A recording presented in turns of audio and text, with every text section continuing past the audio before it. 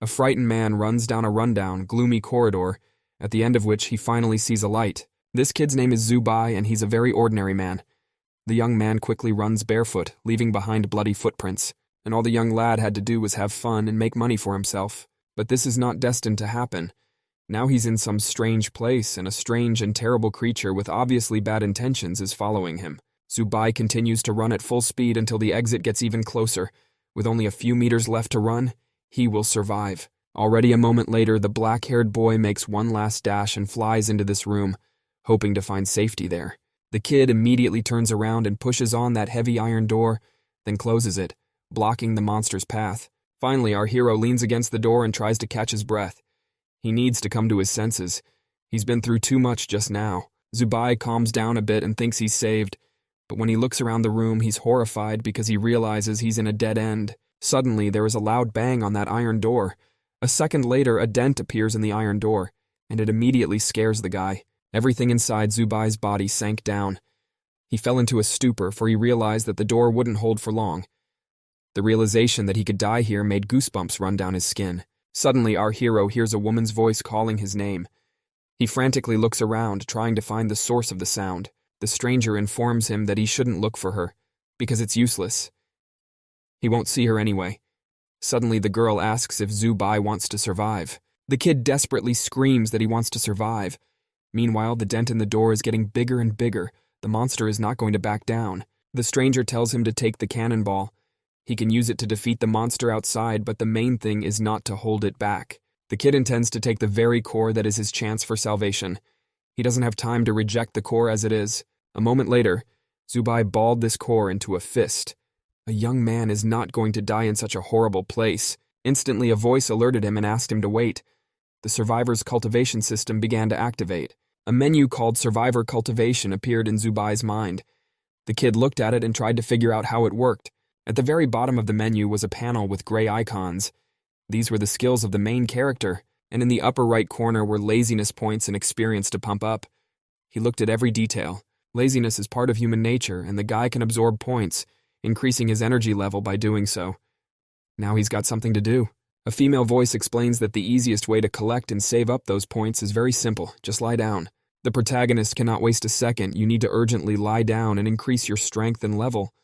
The guy does just that. Our hero is worried that if he lies down now, he will die. The horrible creature is still pounding on the door without stopping.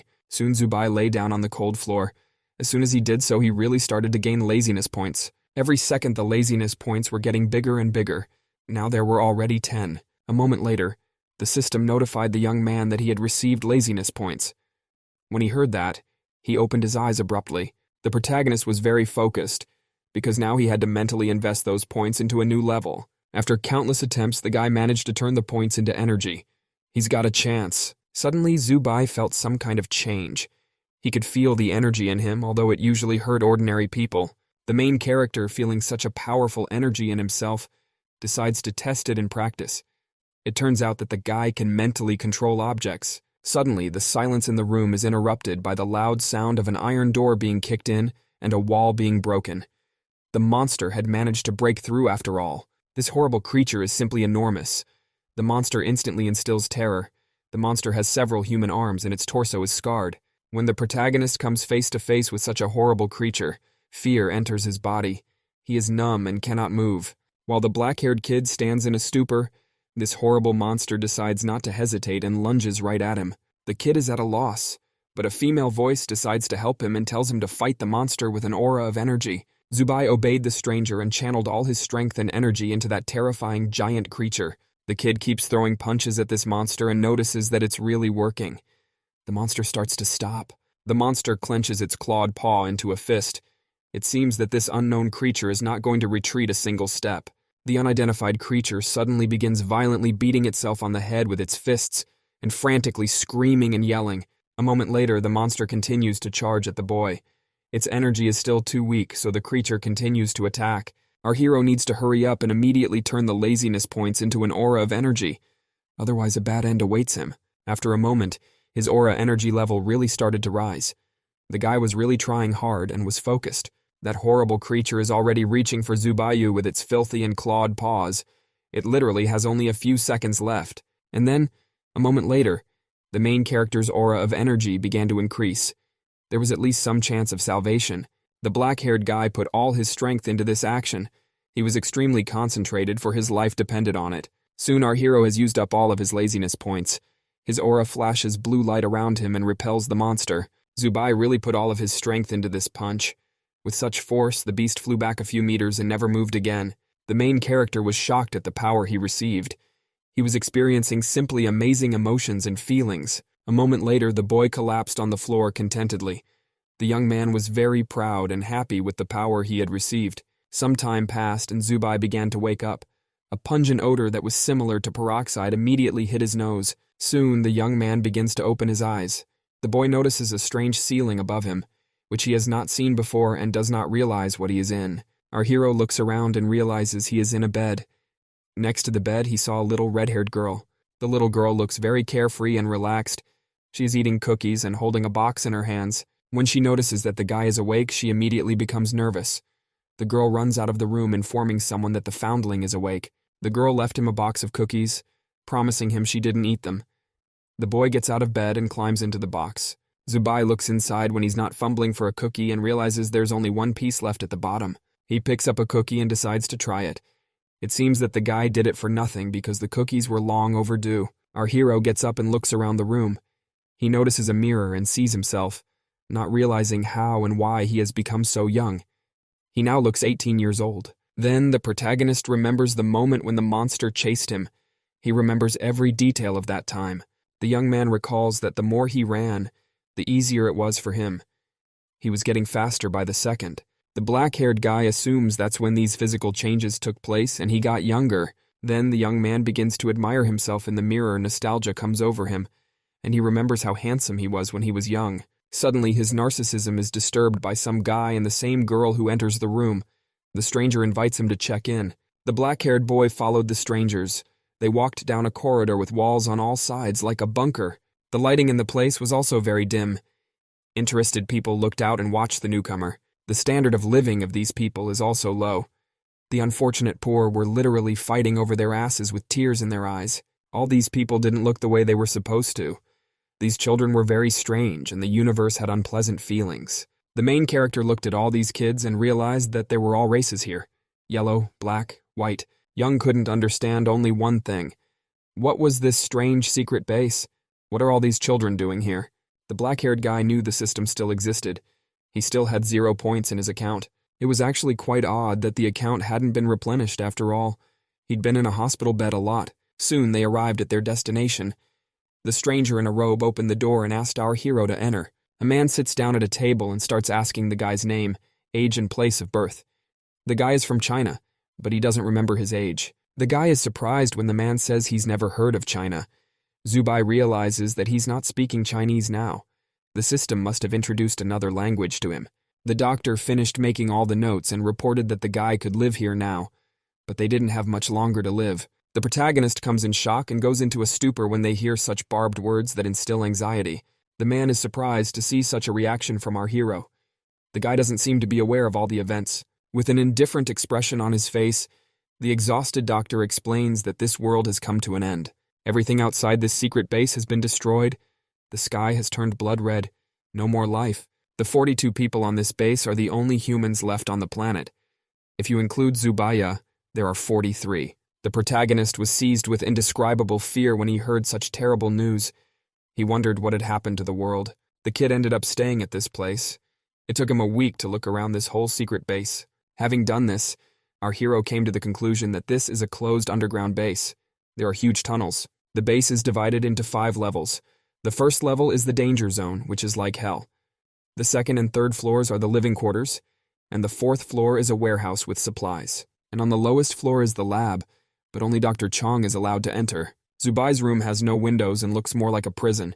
It's very uncomfortable. The boy notices that this base is full of children and one adult, Dr. Chong. He wonders how he's going to feed all the kids. Suddenly, the red-haired girl shouts joyfully and says that the doctor has brought food. The girl happily eats some kind of pink mass. The doctor explains that there is a food shortage right now, so they only eat artificial food. They also have nutritious cookies. Our hero is a little nervous before trying this unknown dish, but decides to take a chance. As soon as this incomprehensible mass was in his mouth, the young man felt an unpleasant taste, and it was disgusting. The black-haired guy immediately set his plate aside and realized that even those stale cookies were much better. When the little girl saw that her brother refused to eat, she immediately rushed to the plate. She wanted to eat for him. The doctor took the plate away, because if the girl had eaten more, she would have vomited. Now her brain is not responding normally. This girl's name is Aisha, and she is Zubaya's roommate. He can ask any questions he wants, but the protagonist, seeing the girl's craving for food, can't trust her to make sure she doesn't eat him at night. The doctor calmed the guy down and said that the girl is just a glutton, but she doesn't eat people. While the man was saying this, Aisha was sucking his blood. The daily routine was that after eating, the boys had to go to class. Their knowledge is the same as Zubaya's. They have never heard anything our hero knows about history or geography. Math, physics, science, the main character knows. He heard that there will be a special lesson today. Moments later, Dr. Chong pulls down the red curtain and announces that today's lesson is called the Demon Heaven Lesson. A picture of a horrible demon appears in front of the students. In this lesson, they will take apart the three-eyed demon. The outside world has long been overrun by the demon of heaven, and they must master the power to defeat these terrible creatures. The four-eyed wolf demon is a warrior and an assassin. He has the ability to transform into 1,000 different creatures. It is important to have a strong psyche so as not to be infected by killer spirits. You cannot be afraid to die, and you cannot be afraid to kill. The protagonist was horrified by such cold-blooded things he heard from Dr. Chong. It made the blood freeze in his veins. An idea came to the lad's mind that the horrible monster that was stalking him could very well have been a celestial demon. The doctor indifferently reminded the students that outside the base was a veritable hell that swarmed with heavenly demons. At the end of his speech, he adds with a cold-blooded expression that this base alone is the only safe place that can save them. The black-haired guy looked back and looked at the students' reactions. He didn't know if he should trust Dr. Chong's words. It's very strange that Dr. Chong is the only adult in the place. The only good thing is that the kids are helpless, so they are easy to control. So the kids believe everything the man says? But what if there is still life outside the base and it's all nonsense? Thinking about it, the protagonist decides to go outside the base to personally verify the truth of the doctor's words. The students look at the newcomer with suspicion and disrespect. They study him with their piercing gazes. The main character wanted to escape from the base, but unfortunately did not have time, and here in the beginning strange things happen. At night, the guy hears footsteps. He recalls Aisha telling him not to leave his room at night and not to open the door for anyone. It was strange to hear footsteps in the hallway given this rule. Our hero wondered why he was hearing footsteps. Could it be an unknown creature stopping at his door? The black-haired boy sneaked to the door on his socks so as not to wake the little girl. Interest took over. Zubai carefully leaned his ear against the door, hoping to hear exactly where the footsteps were coming from and get some information. Suddenly, the doorknob started wiggling back and forth rapidly, as if someone was trying to open the door. This scared the guy a lot, and he immediately jumped away from the door. He shouted and asked who was doing it. A moment after the young man screamed, the doorknob returned to normal. No one touched it again. The young man trembled with fear, but leaned against the door again to see if this something was standing outside the door. Suddenly, he felt something wrong and shifted his gaze behind him. Anxiety enveloped his whole body. Behind him, the protagonist saw a huge black cat that had already opened its fanged maw, preparing to attack. The black-haired boy lay in his bed while a huge black shadow dangled over him. A moment later, Zubai woke up with a scream and jumped up. It turned out that this was all just a scary dream. Our hero was trembling violently with anxiety and fear. He cautiously shifted his gaze to the side when he saw someone's shadow. Actually, it was just a girl. She wanted to eat his breakfast since he wasn't planning on eating it anyway. Aisha looked at the boy amusedly as if studying him. She smiled sweetly and waited for a response. Her huge eyes never left his. The protagonist was visibly disturbed. He nervously asked if something or someone had come by last night, but the girl calmly replied that this could not happen, for the door was always locked and no one could enter the room. Then, the red-haired girl assumes that her brother is just having a nightmare. The girl seems a little concerned. After a moment, she, without explaining anything, jumps off the chair and heads for the exit of the room. The little girl reports that she plans to go to the cafeteria. She still doesn't seem to be full. A growing body requires food. The red-haired girl is walking towards the door, humming some funny song. She is very carefree and sweet. Suddenly, the kid catches himself thinking that from the back the girl looks a lot like a cat and remembers his bad dream. Only Aisha was with him in the room last night. The young man assumes with fear that she is the monster. And so, another day flew by. Night has fallen. On the sink in the room, there is a stick emitting a pleasant aroma. It turns out that Aisha was afraid that her brother would have nightmares again, so she asked the doctor for an incense stick. It'll help Zubai calm down. The main character is watching a little girl who is having her 10th dream. He sees how harmless this child is, and dismisses the idea that she could be some kind of monster. After a moment, our hero's eyes close, his eyelids get heavy. It's the scent of the wand that works, which calms the guy down. After a while, the guy falls asleep, but he slowly opens his eyes from something pressing down on him. He sees a blurry silhouette of a cat in front of him. The young man flinches and thinks it's a demon, but it turns out to be a small white cat in front of him. How did it get into the room? Zubai realizes that this is just an ordinary, harmless cat. Suddenly, this cat starts talking to our hero. Strangely, it's as if that voice sounds right inside his head. On top of that, the voice sounds quite familiar. The black-haired guy assumes this is the same woman who told him about the system last time and helped him escape the monster. The cat doesn't understand why Zubai. He's so timid, shy, unpredictable, and stupid. Maybe he cheated somehow? The young man yells at the cat, thinking she's involved. Lena's points aren't going up lately, and he can't use his powers. Cat sets a condition. If the guy wants to know the truth, he has to find her and get her out of here. What the guy sees now is the dream she left him with from the last reserves of her spiritual power. Gradually, the white cat begins to disappear. She manages to say that her body is somewhere in this underground base. Now, as soon as she finished her speech, she disappeared. She just vanished like she wasn't even here. The protagonist opens his eyes abruptly. He doesn't understand why the girl didn't tell him exactly where on the base her body is. The boy started searching. He searched the entire 2nd and 3rd floors, but to no avail, for he found nothing. The 1st floor can't be entered due to contamination, and the 5th floor can't be entered by anyone except Dr. Chong. So I had to take the opportunity to help move supplies to explore the 4th floor. Suddenly, some angry kid pushes our hero.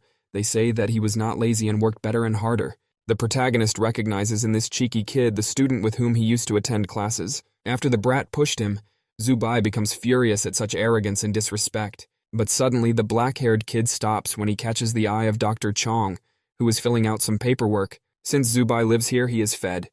He should behave himself and listen to what he is told. The boy thinks he'll still have a chance to escape. First, he has to find the girl.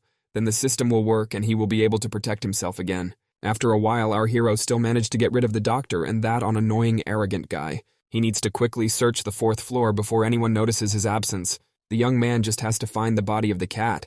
He tries very hard and searches every corner and box, but he comes to the conclusion that even on the 4th floor there is not her body. In what place, then, is this cat? He can't get to the 1st floor, and there's no body on the 2nd to 4th floor. The only floor left is the 5th floor, where only Dr. Chong can be. Based on these facts, the cat's real body should be in the lab on the 5th floor. Suddenly, the black-haired kid hears some sounds, and it immediately catches his attention. He lights the way with a flashlight and walks straight toward the source of the noise. A voice speaks of some kind of celestial relief squad. A young man opens some kind of door and hears voices from the radio saying that they are providing worldwide freedom of action for people. The voice also speaks of survivors. As soon as the protagonist heard it, a ghostly hope appeared in his heart. Zubai dropped everything and immediately rushed to the radio when he realized that there were still people who could help him. The kid clutched at that radio in hope, but to his great regret, no more voices were heard. He immediately sank into despair, but wondered what else the Heavenly Rescue Team was. There seemed to be people there. He realized that Dr. Chong is lying, and there are survivors outside that can save them. Why then is he hiding it from the boys? The protagonist looks around and his gaze fixes on something unusual, something that could help him. Next to it, he found papers on which someone had taken notes. It turned out to be someone's diary. The kid lifts his head and shifts in horror when he sees the wall behind, complete with drawings of a celestial demon. This place must be pretty secret. The sound of the iron door opening pulled him out of his thoughts. The protagonist knew he shouldn't get caught. No one should see him here. Goosebumps ran through his body. With each passing moment, the creaking door opened more and more.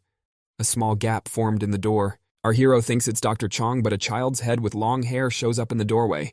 But that doesn't calm the black-haired kid down. And she, on the contrary, only makes him more nervous because he thinks it's a ghost. But it turns out to be an ordinary girl. She is also very frightened, for her hands are shaking as she holds the rebar and prepares to defend herself. The girl is very nervous when she realizes that this passerby has discovered a secret room. Zubai starts to stagger backwards and falls down, pressing himself against the wall. He is scared and hides his face with his hands. After a moment, the guy explained that he happened to hear the sound in the radio, so he came. He immediately realized that it was the girl's secret. He frantically began to apologize for barging in here without asking. The young man promised he wouldn't tell anyone about her secret. The girl immediately lowered her weapon and introduced herself as Alice. She immediately apologized for scaring the guy. The protagonist immediately recognized this girl. They used to attend classes together and were in the same class. The girl is very embarrassed and scared, but still asks how much the guy had time to see. Our hero decides to take the opportunity to question the little girl more. Zubai reported that he saw the diary and pictures of celestial demons on the wall. He also saw a stockpile of supplies and translators to communicate with the outside world. The protagonist realizes that all this is done for a reason, and assumes that Alice has some kind of plan. The girl is sad that all her secrets have been revealed and she doesn't know what to do. Can this guy be trusted? The girl obviously has a secret since she's doing all this in secret from Dr. Chong. Then the guy decides to take a chance. Zubai asks if she thinks Dr. Chong is hiding something from them and is not telling them the truth. He took the risk. All that's left is to wait. The girl is nervous and immediately begins to deny everything that has been said. But you can see from her face that she doesn't trust the doctor either. Seeing this, the protagonist directly informs him that he doesn't trust the doctor either. Something is wrong with him out of the rest. When the girl hears this from the guy, she is immediately sealed.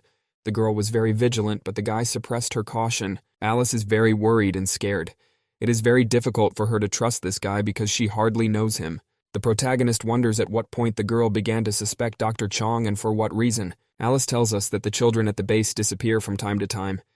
It's very strange, so that's what prompted the suspicions. But some of the missing ones come back after a while. Except they come back nervous, so he and Bando felt weird. Bando is that arrogant upstart. Alice continues her story and tells us that one day she found a journal with entries right in her bed. That's when they decided to go in search of the truth with Bando. They searched almost 5 floors but found no one, and soon Bando disappeared. This hurt Alice very much, who could not find a place without her friend. But when Bando returned, he was a completely different person. Even when Alice showed him the diary entries, he said he didn't remember anything.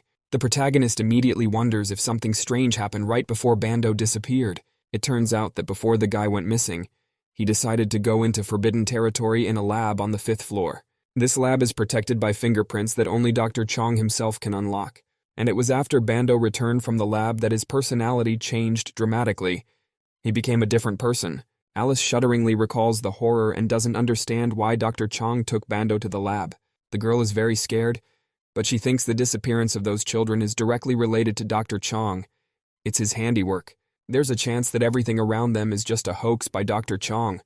Maybe the end of the world doesn't even exist. Alice is full of hope. Despite everything, the girl wants to leave the base and go to the surface to see for herself. Hearing this, a glimmer of hope also appears in the main character's eyes. He realizes that he is no longer alone. Zubai looks at Alice hopefully and asks how they can get out of here. What's the way? Direct access to the outside world on the 1st floor. Well, to open the door, you'll need to find a special electronic key. Alice and Bando searched the entire base but couldn't find the key. They didn't realize that the electronic key could only be in the lab on level 5. The kid thought about it and suggested that the cat's body might also be on the 5th floor in the lab. But there's one problem. Our hero doesn't know how to get into the lab and pick the lock. Alice and Bando found a vent that leads directly into the lab. It's a way to sneak in unnoticed. She wanted to go down with her friend, but right before she did, Bando's personality changed drastically. She thought the doctor had seen her, so she didn't go in. Zubai only needs to know the location of the ventilation ducts, and he promises to get the key. Hearing this, Alice's eyes fill with hope and trust. It's hard to believe that the guy is really ready to help. The protagonist explains that he's helping for a reason, because he wants to get out too. The young man wants to see the outside world with his own eyes. At the same time, a guy stands outside the door and overhears their conversation. I think it was Bando. He listens as the guys want to leave the base and make sure the world really is ending. After a while, night has fallen. The corridors of the base are completely empty, and our hero cautiously moves through them. The boy is very creepy because he can't even see anything because of the darkness. It's scary at night on the base. He remembers showing Alice pictures of demons and asking about them. There's a picture of a huge, ferocious cat. It's a devouring demon. This demon has come to our hero before. Just thinking about that cat gives me goosebumps. That thing can eat people. What if it eats Zubai? As the protagonist walked, he was running his hand along the wall to find what he needed. Suddenly he found what he was looking for. The young man looked around and saw that he had finally reached the entrance to the underground floor of the laboratory. There were long steps leading up to it. It looks scary, but no matter what, the black-haired guy has to get down there and check it out. And anyway, why on earth should he be afraid if he's not an ordinary man? He has the power of the gods. The protagonist remembered Alice's words that he would see a door at the end of the steps. It really turned out to be true. Zubai simply touched the door first and then pulled the handle. He was very careful because he didn't want to get caught. After a moment, our hero does open the door, but it opens with a very great noise and creaking. When the protagonist hears how much noise this old door makes, he immediately tenses up. It's a way to wake someone up and get their attention. When the boy stepped over the threshold of the door, he saw a long corridor. Just like Alice said, it was true. The young man pressed himself against the wall and walked along it, putting his hand out in front of his face so that he could walk by feel. He moved slowly and cautiously. Black-haired guy with concentration. The vent in the lab must be somewhere nearby. The protagonist reaches along the wall and tries to fumble for the entrance to the vent. But instead, the kid fumbles for something soft. It's definitely not the entrance to the vent. Suddenly, someone's palm quickly covers our hero's mouth, blocking his breath. His whole face turns red. It was Alice. She came down here on purpose because she thought the guy would come too. The young man coughs and tries to breathe. He asks her to take her hand away and let him go because she is choking him. Alice's hands start to tremble when she hears this. The young girl looks at the guy in horror and pulls her hands away. She says fearfully that she's not strangling him. It wasn't her. The kid decides to use an aura of energy to scout the area. It seems they're not alone. The protagonist cleared the corridor with an aura of energy, and a moment later it was dark and gloomy again. Alice was very frightened, so she clung to the guy and trembled. Our hero came to the conclusion that there was someone else here. Zubai measured the aura of energy. Its limit was 10 meters away from him, which was a pretty good result. Spiritual energy can sense space and transmit those sensations to the wielder, but if you use it often, the guy will get tired quickly. When our hero entered the corridor, the front doors were closed. There is no passage in front, for there is a dead end. Everything is piled up with some debris. If the front and back walls are closed, how did this person get in? And where did he hide after he attacked Zubaya? Alice was standing so close to the guy that no one could get between them and grab him by the neck, then walk away unnoticed. The protagonist comes to the conclusion that this man escaped through the vent. He escaped through the vent. Since the guy was standing close to the vent at the time, this man could have choked him from there and then just run away. At this time, some stranger looks at the guys, who are still in shock from what happened and trying to come to their senses. But just a moment later, this unknown man disappears, leaving the guys alone with their thoughts and fears. Suddenly, some brilliant idea comes to our protagonist. We need to check it out right away. The young man grabs Alice and drags her behind him. They run quickly, but the girl doesn't understand why the boy moves so abruptly. Grabbing the vent realizes that the vents were open, which means the attacker was hiding there. I wonder why he attacked the guy. Zubai climbed into the vent and set the girl down. It could be dangerous here, so Alice should stay close to Zubai. After a while, the boys crawl to the right place and open the hatch. They put their heads down and look around the room. The main character first decides to put Alice down. He picks her up with his spiritual energy and is about to lower her safely to the floor. And a moment later, when the girl is already on the floor, the young man himself jumps down from the hatch. When the black-haired guy was almost near the ground, he also picked himself up with spiritual energy to land calmly and not get injured. Finally, the boys found themselves in a laboratory. There were all sorts of flasks and a lot of equipment here. They had to start searching right away. The guys began to move around the lab room carefully and quietly so as not to create noise. Zubai kept feeling as if someone was watching them. It was true. Someone unknown was really watching the boys from the green flask. This unknown creature reached out to the boys. Just at that moment, Alice turned around. The creature was in a green liquid. When Alice saw what was reaching for them with her hand, she went into a stupor. The boy turned around to see what was wrong. Alice was shocked when she realized that the strange creature in the flask was her missing friend Bando. His body had been altered and he no longer looked human. Bando looks at the guys in utter despair. The boy seems to have lost all hope of rescue and life. Alice becomes hysterical as soon as she sees her mutilated friend. She wants to rush to him and help him, but Zubai holds her back. The young man is horrified by what he sees. He covers the girl's mouth with the palm of his hand to stop her from screaming. First, we have to find the key, get out of here, find the rescuers, and help the others. Suddenly, from behind, the protagonist hears a painfully familiar voice, a woman's voice desperately asking for help. In a flask nearby is the very same cat. It scrapes its paws on the walls of the flask and asks to be let out. Seeing the cat he has been looking for so long, Zubai smashes the flask with a chair without any hesitation, using spiritual energy. A moment later, the chair hits the flask and it cracks. The cat covers herself with her paws so that the broken glass doesn't hit her, and so, as soon as there was a small hole in the flask, the cat flew out of it like a ghost. The white fluffy cat is very happy to be free now. She seems to be grateful to the guy for her rescue. Suddenly, moments later, the cute cat turns into a horrible demon eater who wants to attack the guys. A horrible demon in the form of a cat is preparing to pounce on the protagonist who, at the moment, is defenseless. It intends to devour him. But, unexpectedly, right before the cat pounced on Zubaya, the guy grabbed it with his spiritual energy. The black-haired guy ruthlessly began to toss the demon from side to side, knocking it to the floor. Bando and Alice look on in silence. The guys are stunned when they see that our hero is able to stand up to the demon. After so many blows, the cat is in a blackout. The guy knew about the demon's cunning plan, so he managed to resist. Alice marveled at Zubai's ability to subdue demons. Suddenly, their conversation was interrupted by the sound of a door opening. The guys realize that someone is coming and they need to hide immediately. A moment later, Dr. Chong appears on the threshold to the laboratory. The boys quickly look around and are thrilled when they see the very electronic key they've been looking for so long. The electronic key is on the table next to Dr. Chong. The boys need to get it and escape without being seen. Suddenly, this demon cat gets inside our hero's head and informs him that this man is here. The doctor is about to give Bando an injection. The protagonist, meanwhile, doesn't understand how the cat managed to get into his head. But now is not the time to think about that. We need to figure out how to get the key and escape. Suddenly, Dr. Chong needed a trash can. The trash can was right next to the boys who were hiding behind the table. Dr. Chong was heading toward them. The protagonist was trying to think quickly and come up with a plan. He looked around and realized that there was a dead end to the left and nowhere to run.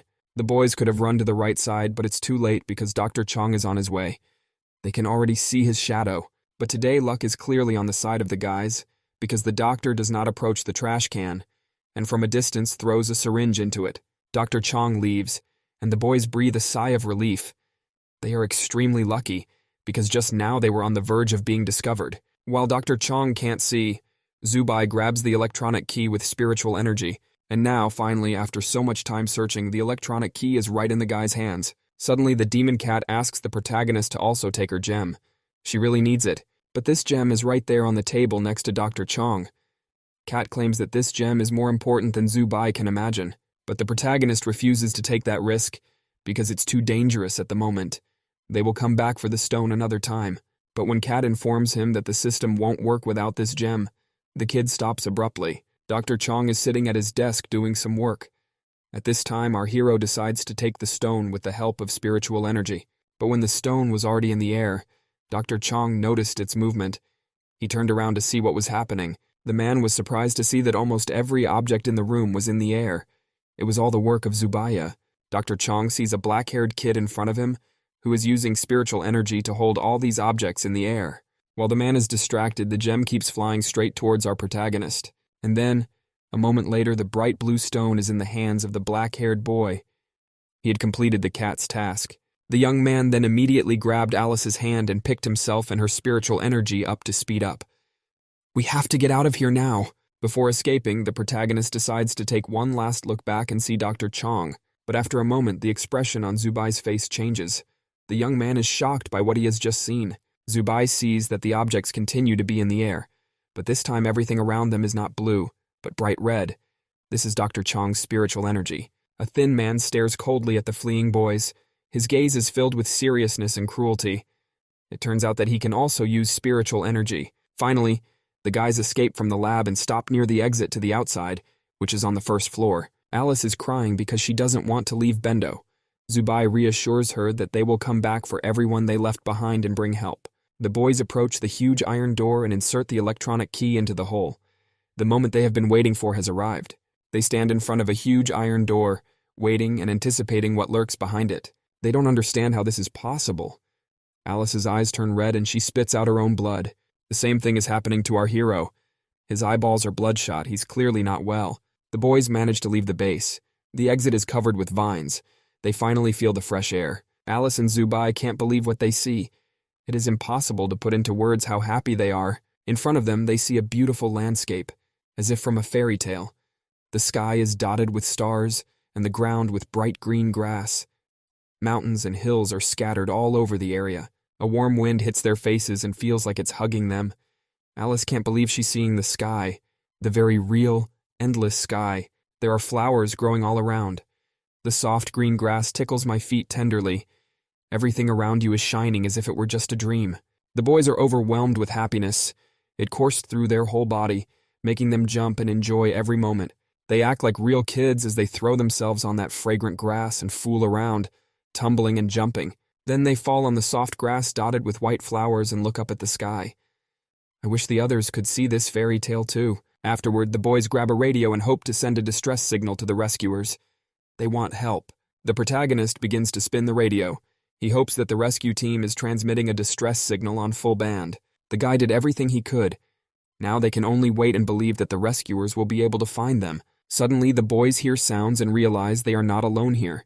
They press themselves to the ground, trying to hide in the grass. A moment later, they see some man in a spacesuit lighting his way with a bright flashlight. Suddenly, this unknown man turns and looks directly at the boys. He seems to have noticed them. Moments later, Alice and Zubai realize with horror that it is Dr. Chong who has come out to look for them. As soon as they realized it, they ran away. The boy grabbed Alice's hand and dragged her behind him, but unfortunately, Dr. Chong's spiritual energy caught up with the poor girl and prevented her from continuing her escape. The girl's hand let go of the protagonist's, no matter how hard she tried to hold on to it. It was no use. As soon as our hero stopped feeling the girl's palm in his hand, he immediately turned around to help. The young man saw the man in the spacesuit take Alice away from him with his spiritual energy.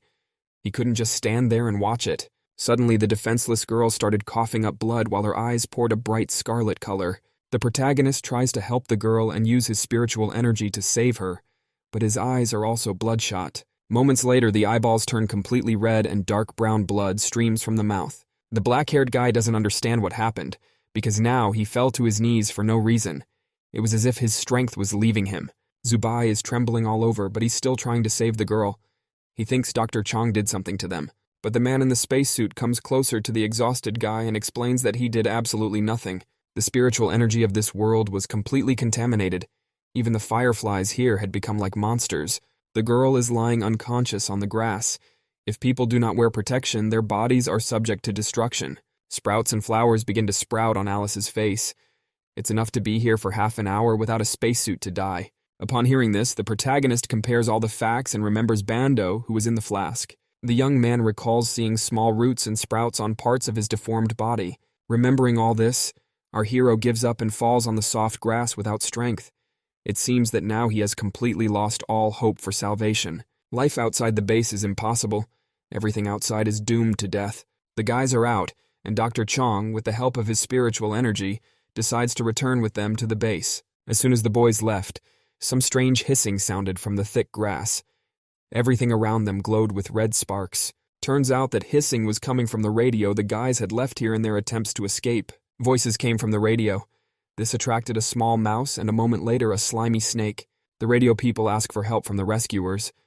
Meanwhile, the snake mercilessly destroys the mouse, biting it through and through with its sharp fangs. The protagonist has memories of successfully escaping the base with Alice and enjoying the outside world. After being off base for only a little while, Alice fell to the ground and felt an insanely intense pain in her chest. And now Dr. Chong brought them back to the labs and put them in this green liquid in flasks for treatment.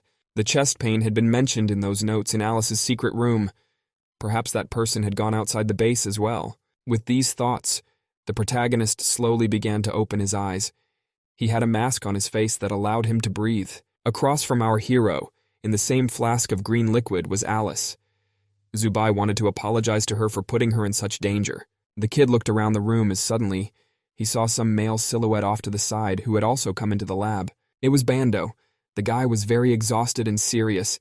He didn't take his gaze off Zubaya for a second and literally burned through him with it. Fortunately, our hero's body quickly returned to normal, and in a few days he came out of this flask. As it turned out, Bando was also going off base, as the blonde was also being treated in the lab. Dr. Chong came up behind him, covered the boy with a blanket, and remarked that Zubai was very bright in guessing. Moments later, the man explained that Bando had stolen the electronic key, but had left the base alone, because he was afraid it might be dangerous outside. The young man didn't want to put Alice in danger. In case the outside world turned out to be safe, he wanted to return for Alice. At that moment, the doctor was in the final stages of research. so he didn't immediately notice Bendo was missing. And when Dr. Chong went out to find the boy, it was too late, for he had been there for over an hour. All efforts to save him were in vain. The main character was immediately worried about Alice. He was worried whether Dr. Chong would be able to save the poor girl. The man explained that Alice would be out for a short time, but things would definitely get better after that. Man Chong sat down in a chair and put his foot on his leg and said, "Our hero is not like the others. He is special. The awakening of spiritual power increases resistance." The black-haired boy was surprised when he heard this from the doctor. He did not understand why the men did not immediately stop them and let them escape, for by his powers he could easily have done so. Zubai has spiritual power, so he should understand it himself. The doctor doesn't seem like he's going to explain anything. The guy wanted to escape all the time, so the doctor gave him the opportunity to learn from his mistakes. If it wasn't for the doctor, the guy would probably be dead. Our hero doesn't understand how a cat has the tongue to say such things. The guy still can't understand what the hell is going on here. Pashka has lost her memory, and only remembers the one that was supposed to tell the guy something about the survivor system. But she'd said she'd explain everything when he got her out. In fact, it was for the main character to actually pull out. Hearing that it was all a hoax, Zubai became furious. But Zubaya has another question. Why then did Dr. Chong strangle the guy in the vent?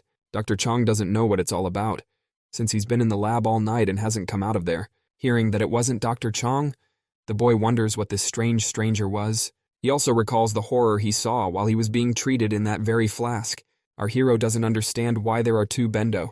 He remembers how one Bendo carried the other, who was sick, in his arms. The black-haired guy wonders where the second Bando came from on the base, and he's healthy while the other is on the verge of death. Dr. Chong pauses and ponders. He's thinking about something of his own, ignoring the kid's questions. After a moment, he repeats the points and replies gravely that for the time being, our hero has no need to know this information. Night falls. Zubai lies in bed, but he can't sleep because he can't sleep because he can't sleep because he can't stop thinking about who strangled him that time. He doesn't understand why the doctor doesn't tell him about the two Bendos, and doesn't understand if the world has really ended.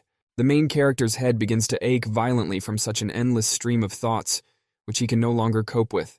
Meanwhile, the sky in the outside world is taken over by some black thunderclouds that are shaped and resemble snakes. But with each passing moment, they begin to evaporate and gradually fade from sight. After recovering, the guy went back to his old life, but he was still wondering why the doctor didn't take the stone away and didn't say anything about the cat.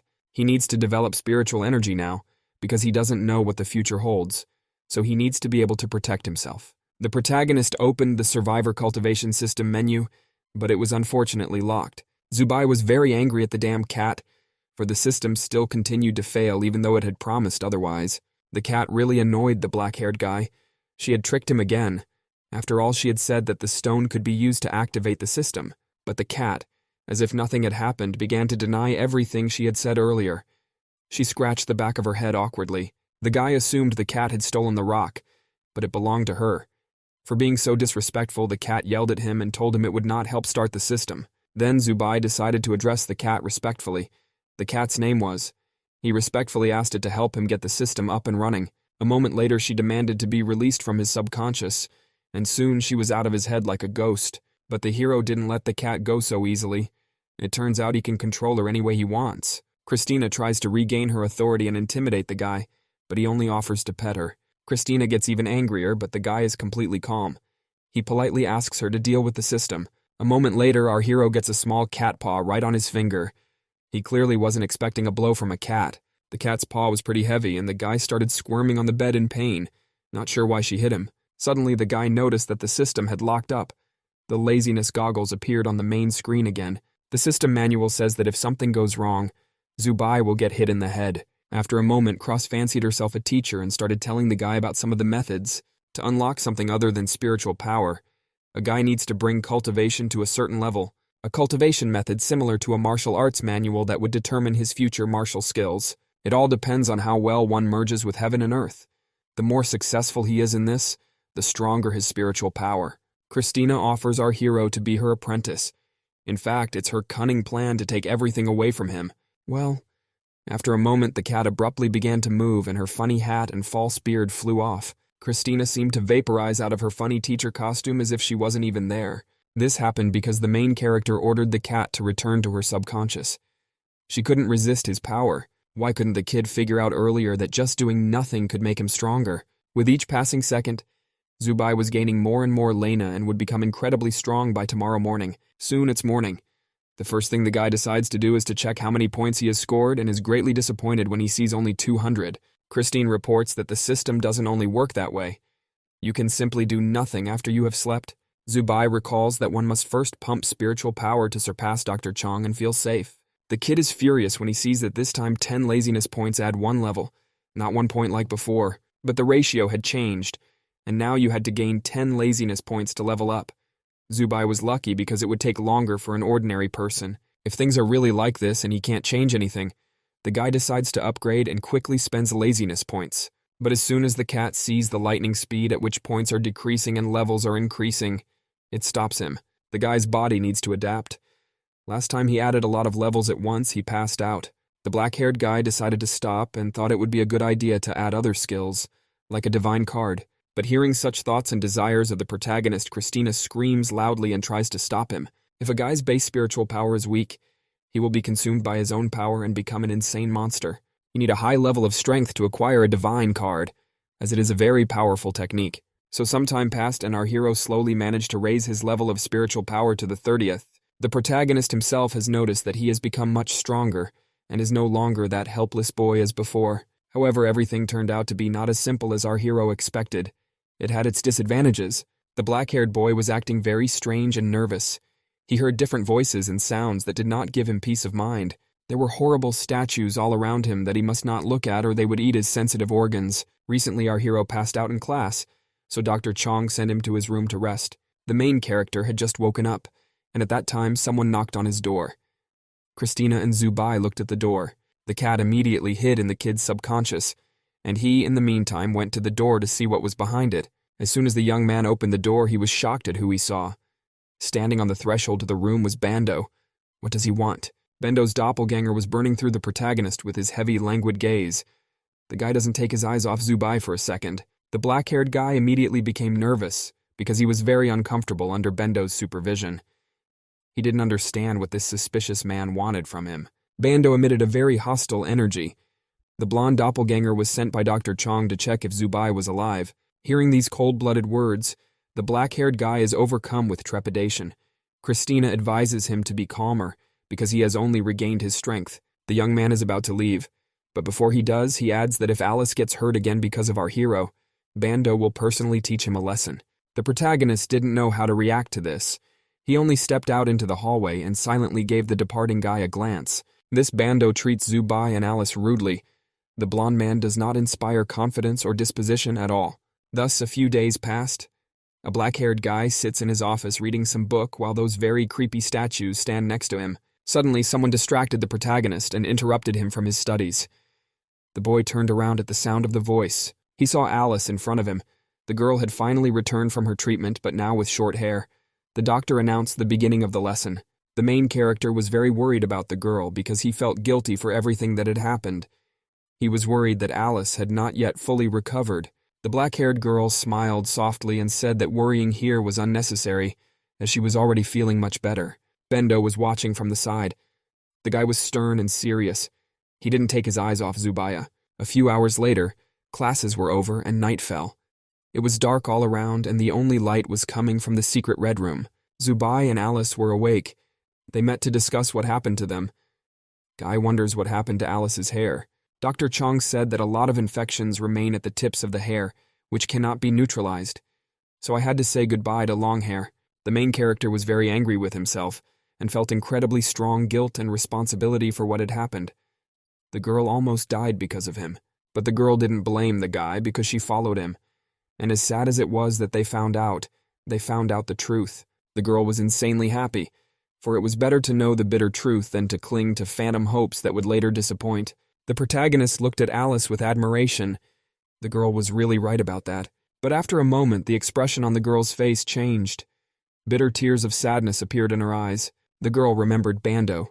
The Bando who was different. She saw him almost every day in class, and when the girl saw the fake Bando, she remembered her real friend who was locked up and mutilated in the lab, and just the mere memory of it managed to send shivers and goosebumps down her body. The girl didn't know how to deal with it. It's unbearable. But then the protagonist remembered the words that Bando said to him when he came to his room. He thinks that this Bando is Alice's Bando. Suddenly voices came from the radio saying something about heavenly rescuers. It was too sudden for the boys. The voice said that they were outside, and it was asking what was now happening to the people inside. When the guys heard it, they were stunned. They immediately grabbed the radio. Zubayu and Alice find it hard to believe what they are hearing right now. Isn't all is not lost? A voice tells them to open the gate. There are heavenly rescuers, but should they be trusted? Is hope still alive? The children are very happy and enthusiastic when they hear about the lifeguards. The rescue team really exists. Alice and Zubai were saved. Hope sparkled in their young hearts with a bright new flame. The smile stretched to their ears. The boys held hands and quickly ran to the base exit to open the door for the rescuers. Some strange white mice were running away. Suddenly, something up above exploded. The loud noise and the debris that came crashing down frightened the boys. It was as if the ceiling had just exploded, and all the debris flew straight at the boys. Stones were falling everywhere, making a loud noise. Our hero's eyes were filled with terror. He was like a rabbit cornered by a huge predator. The boys looked up and saw a starry sky. The floor had been destroyed in all the floors, giving access to the outside world. Dr. Chong has alerted everyone to head to the lab immediately if they value their lives. You can't walk around the base. The doctor repeated time after time to all the children to go to the lab immediately. Zubai and Alice heard him too. After a moment, the doctor explained that the demons had discovered them and attacked them. They didn't have long to live.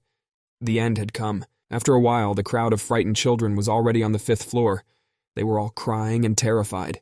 Bendo was also standing at the entrance to the lab, but Dr. Chong was nowhere to be found. The guy reassured the children and asked them not to create panic. Soon he had his hand on the sensor and opened the door to the lab, letting the children in. They would be safe here. Suddenly some little girl came up to Bando and tugged at the edge of his shirt. She was very frightened. The blond man squatted down and stroked the girl's head, soothing her. Dr. Chong would come to them when he was done with his business. Some of the children did feel a little calmer after Bando's words, and they obediently entered the lab. Suddenly a nervous female voice sounded, urging everyone to stop and not make hasty decisions. That was Alice. She remembers that only Dr. Chong can open the entrance to the lab.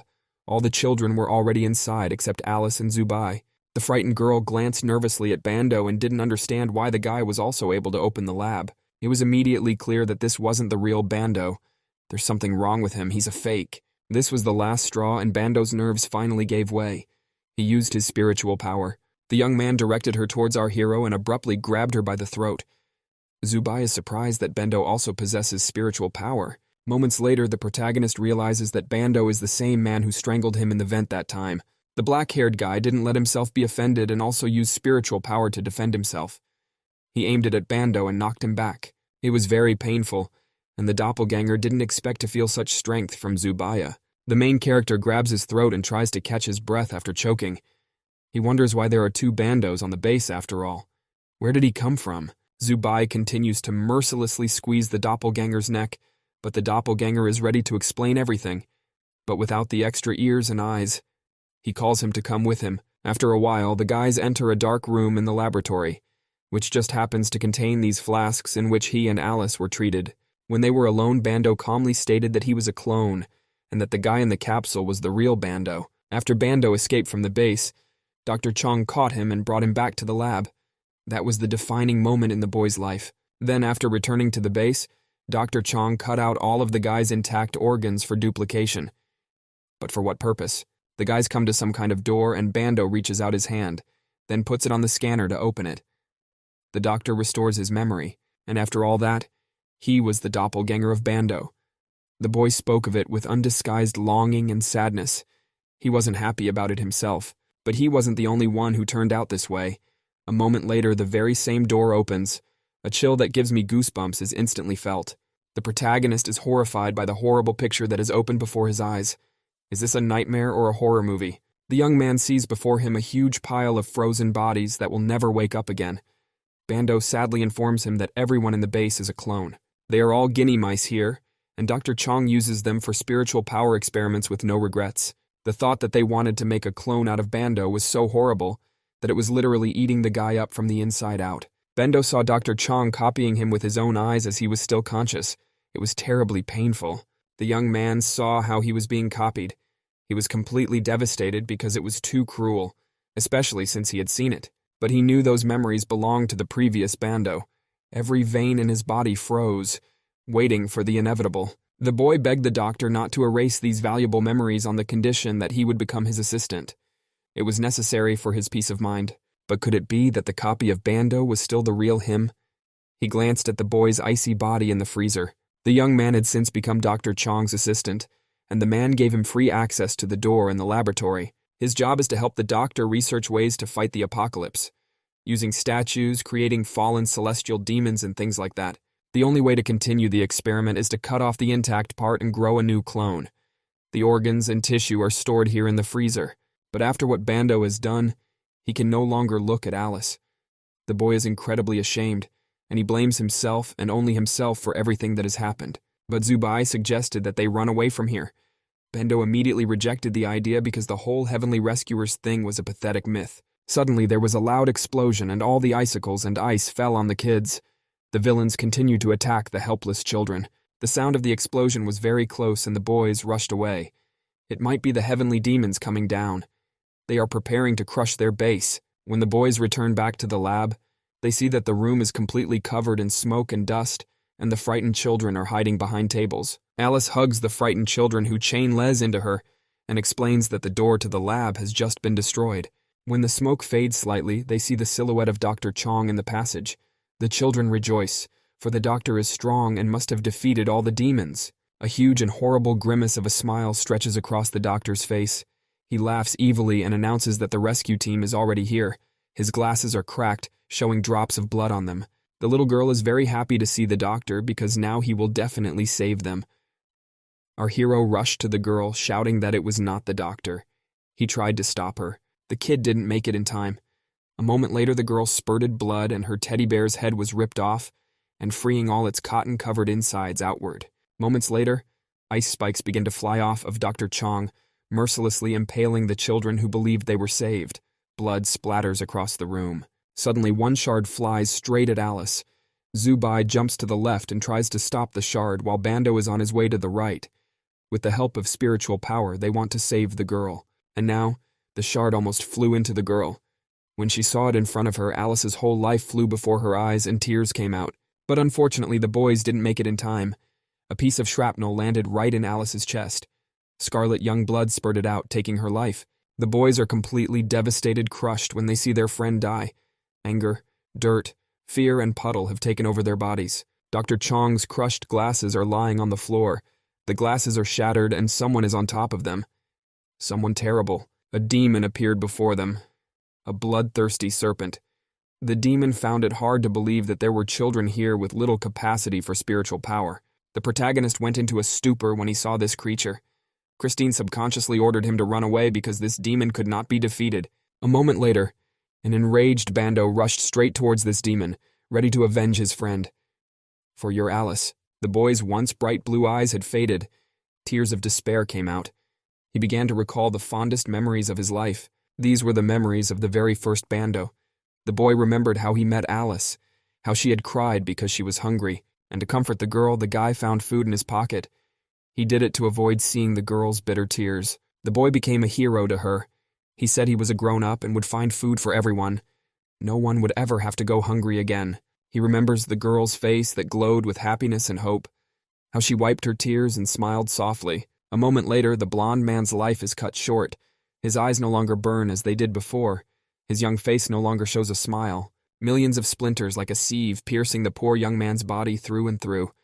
The boy died thinking he had to protect everyone. He should, but he couldn't. The protagonist is desperate while the demon is only amused.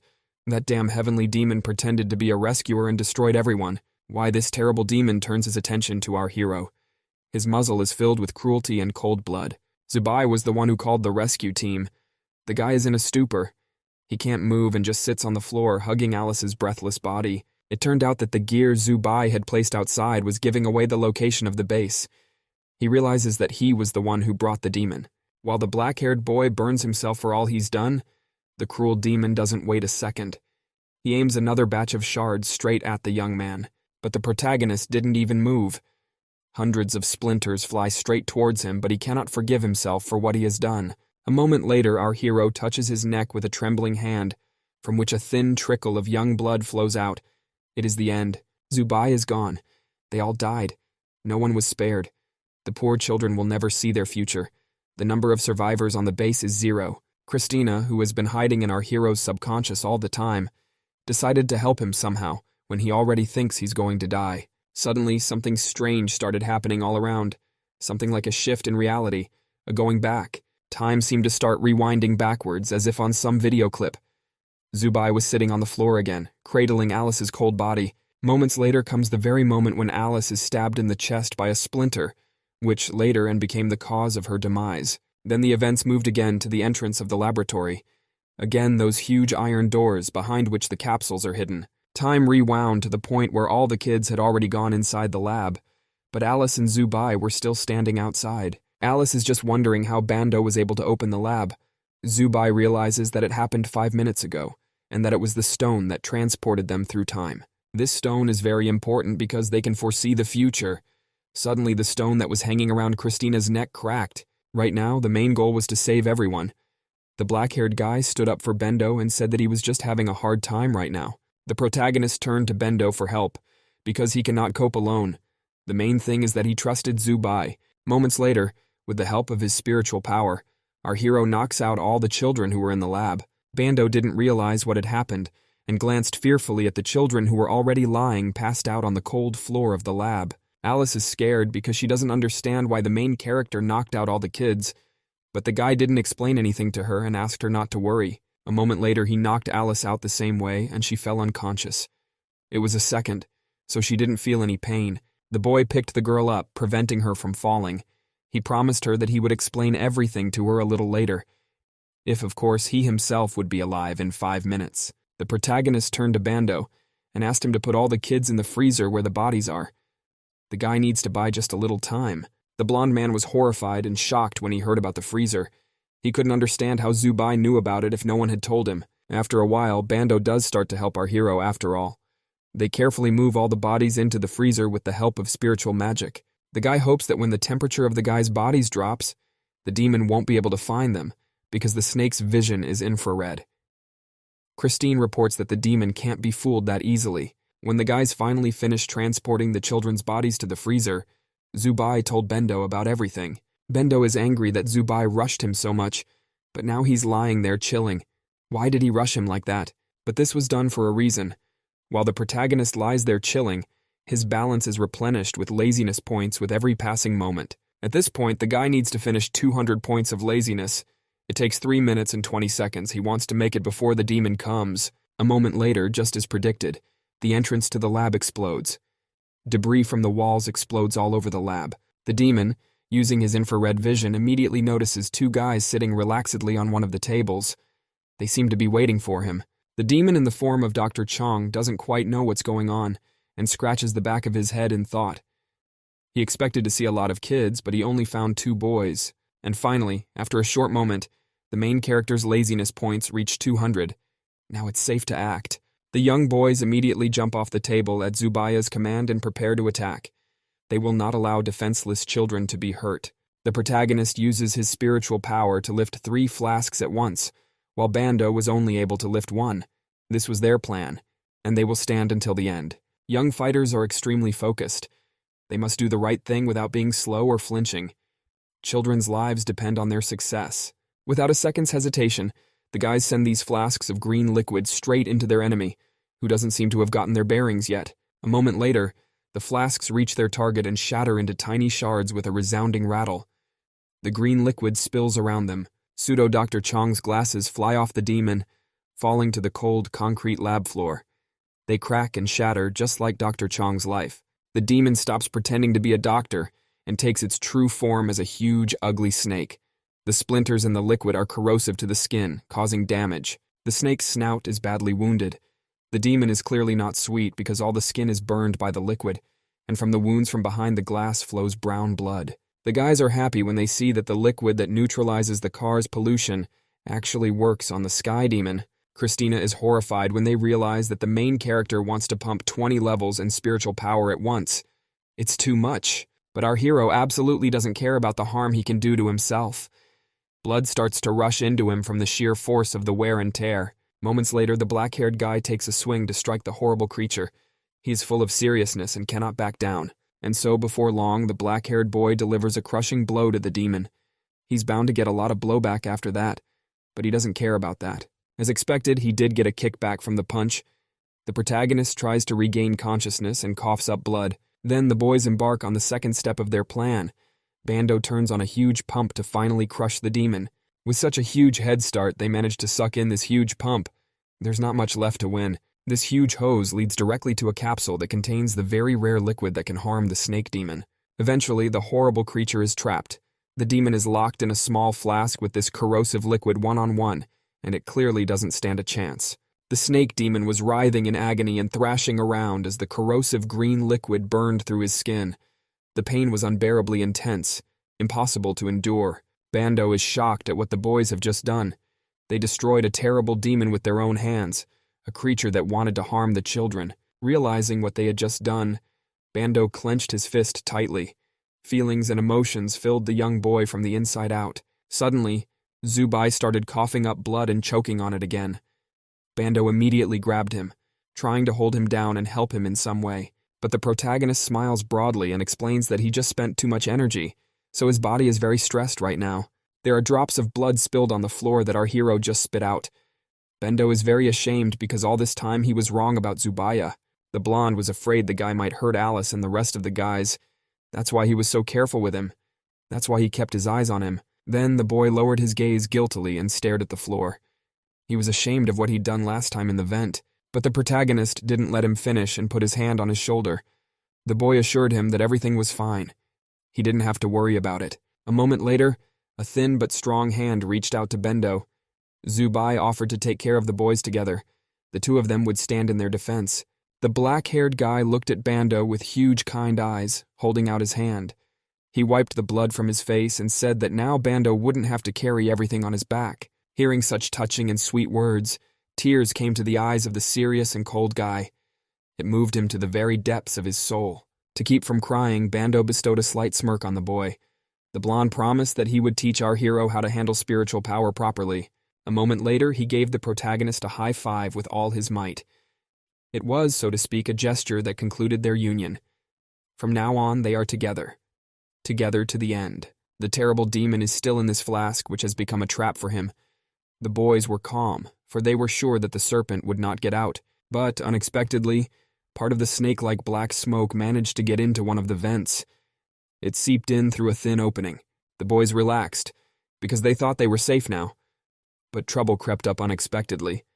Black smoke came out of the vent. The boys decide to go in search of Dr. Chong to see if he's alive or not, and if they can help him in any way. But suddenly the protagonist hears a strange, sharp sound. He turns around and is devastated by what he sees before him. Moments later, the snake's sharp tail pierces through Bando, delivering a fatal blow that the kid won't be able to survive. When the snake pulls its tail out of the guy's body, the guy falls to the floor like a stone. Blood spurts from the breathless boy's mouth. And so, before long, the demon begins to attack Zubaya. The creature directs its shards, which reach the guy with lightning speed. The spikes inflict many wounds. The guy's whole body is bleeding. The protagonist crashes into the wall from such force and can't resist in any way. A moment later, the entire serpent was able to free itself from the clever trap. He was surprised that the ordinary children had managed to capture him. Our hero has no hope left at all. The young man just sits on the floor, unable to do anything. The terrifying creature grabbed Zubaya and tried to figure out where the other people were. It couldn't be that there were only 2 people in the base. Suddenly, the snake notices another door. It cleverly uses Bando's breathless and cold body to open the door. The protagonist watches it all, but he can't stop the monster. His strength has completely left him. All that's left is fear. A moment later, the demon tossed the exhausted Zubai to the side and immediately crawled straight into the freezer where the others were. The cruel and cold-blooded demon laughed evilly when he saw that there were actually people in the room, but the horrible demon was disappointed when he looked around the chamber and realized that there were only a bunch of cold bodies inside. Seconds later, an enraged snake crawled out of the freezer. The creature realized it had been snapped at. The protagonist does not react in any way to the demon's words. He and Bendo have hidden the children's bodies well, and the monster is unlikely to find them. The cruel creature notices that Zubai is acting suspiciously quiet and assumes he's praying. He shouldn't, because it won't help him. The demon realizes that something is wrong with the freezer, and a moment later rushes inside to smash the hell out of it. The creature was able to locate the defenseless children. The poor children were unable to fight back against the monster and only screamed in helplessness. The black-haired boy looked with pain in his eyes at all the horror the demon was doing. He could hear the heartbreaking screams of the children. A moment later, Alice fell out of the freezer. The girl fell face first into the concrete floor. A pool of blood immediately appeared. In the last seconds of her life, the girl lifted her head and looked at Zubaya. She shouted his name, and then the demon dragged her back. The creature dragged Alice away, and the protagonist could only see her silhouette with blood spurting from it. Another young life was cut short. Everything in the freezer was flooded with blood-red liquid. Our hero was incredibly angry at the monster. He wanted revenge. The young man wanted revenge, whatever it took. He didn't understand why the monster had cut off so many children's lives, but the creature's answer was quite simple. These useless children only eat and shit, so we need to destroy every last one of them. When the heavenly demon was done with the children, he pointed one of the spikes towards Zubai. It had already almost reached the kid and cut his life short. The black-haired boy clutched his eyes hard, preparing to accept his bitter fate and go to the other side of the world to the boys, but that didn't happen. Someone's strong hand grabbed the shard and stopped it right in front of Zubaya's face. In front of him, wounded and exhausted, stood Dr. Chong.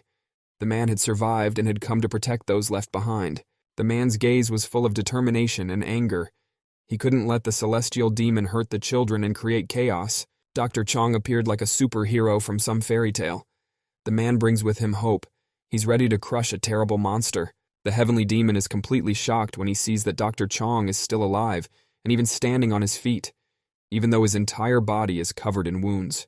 It was foolish to come, after all. Dr. Chong's entire body was covered in deep wounds, and he couldn't even use spiritual power. But the exhausted man didn't care about the words of the heavenly demon. He only glanced at Zubai and briefly told him to continue living. This is Dr. Chong's last lesson he teaches. A moment later, the man's eyes glowed bright yellow and his teeth turned into fangs. Now Dr. Chong no longer looked like a human. He was sparkling. He had a tail and little ears on the top of his head.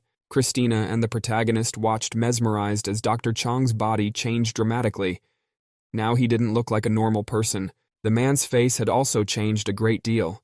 His eyes were blazing, and his teeth had turned into sharp fangs.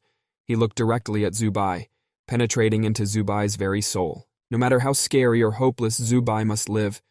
No matter what, the young boy must survive. The man looks like a stately lion. A moment later, the brave man lunged straight for the terrible demon. The battle has begun. Zubai must survive for the sake of all mankind. Dr. Chong, in the guise of a ravenous lion, makes a swing of his fist, preparing to destroy the heavenly serpent that had caused them so much pain. And so, before long, the man's fist, lightning fast, approaches the demon's muzzle and delivers a blow that makes the snake lean back slightly. The male warrior continues to deliver countless blows to the celestial demon, repeating that Zubai must survive even if the planet is unfit for human life. Suddenly, the cold-blooded creature still managed to approach Dr. Chong. Its tail slid behind the man's back. A moment later, the heavenly demon firmly grabbed Dr. Chong with its tail, preventing him from moving. The creature intends to kill him. With each passing second, the snake's grip on the man's neck tightens and it becomes harder and harder to breathe. Despite this, Chong does not give up. Dr. Chong is ready to fight to the last man. A man desperately defends the honor of all mankind and all humanity. A man cries out from his last strength that people never despair. Realizing that he will not be able to save himself, he decides to sacrifice himself and self-explode. Dr. Chong reaches out to our hero as the sky demon tries to escape and save himself. Dr. Chong protects the protagonist with his spiritual power while he, unable to move, watches the man's feet. With his last strength, the male hero smiles and says goodbye to Zubai. They hadn't known each other for long, but they had become family in the meantime. Dr. Chong wills Zubai to live as the last member of the human race. A bright light flashes, taking the man's life with it. And then, just moments later, there's a deafening explosion.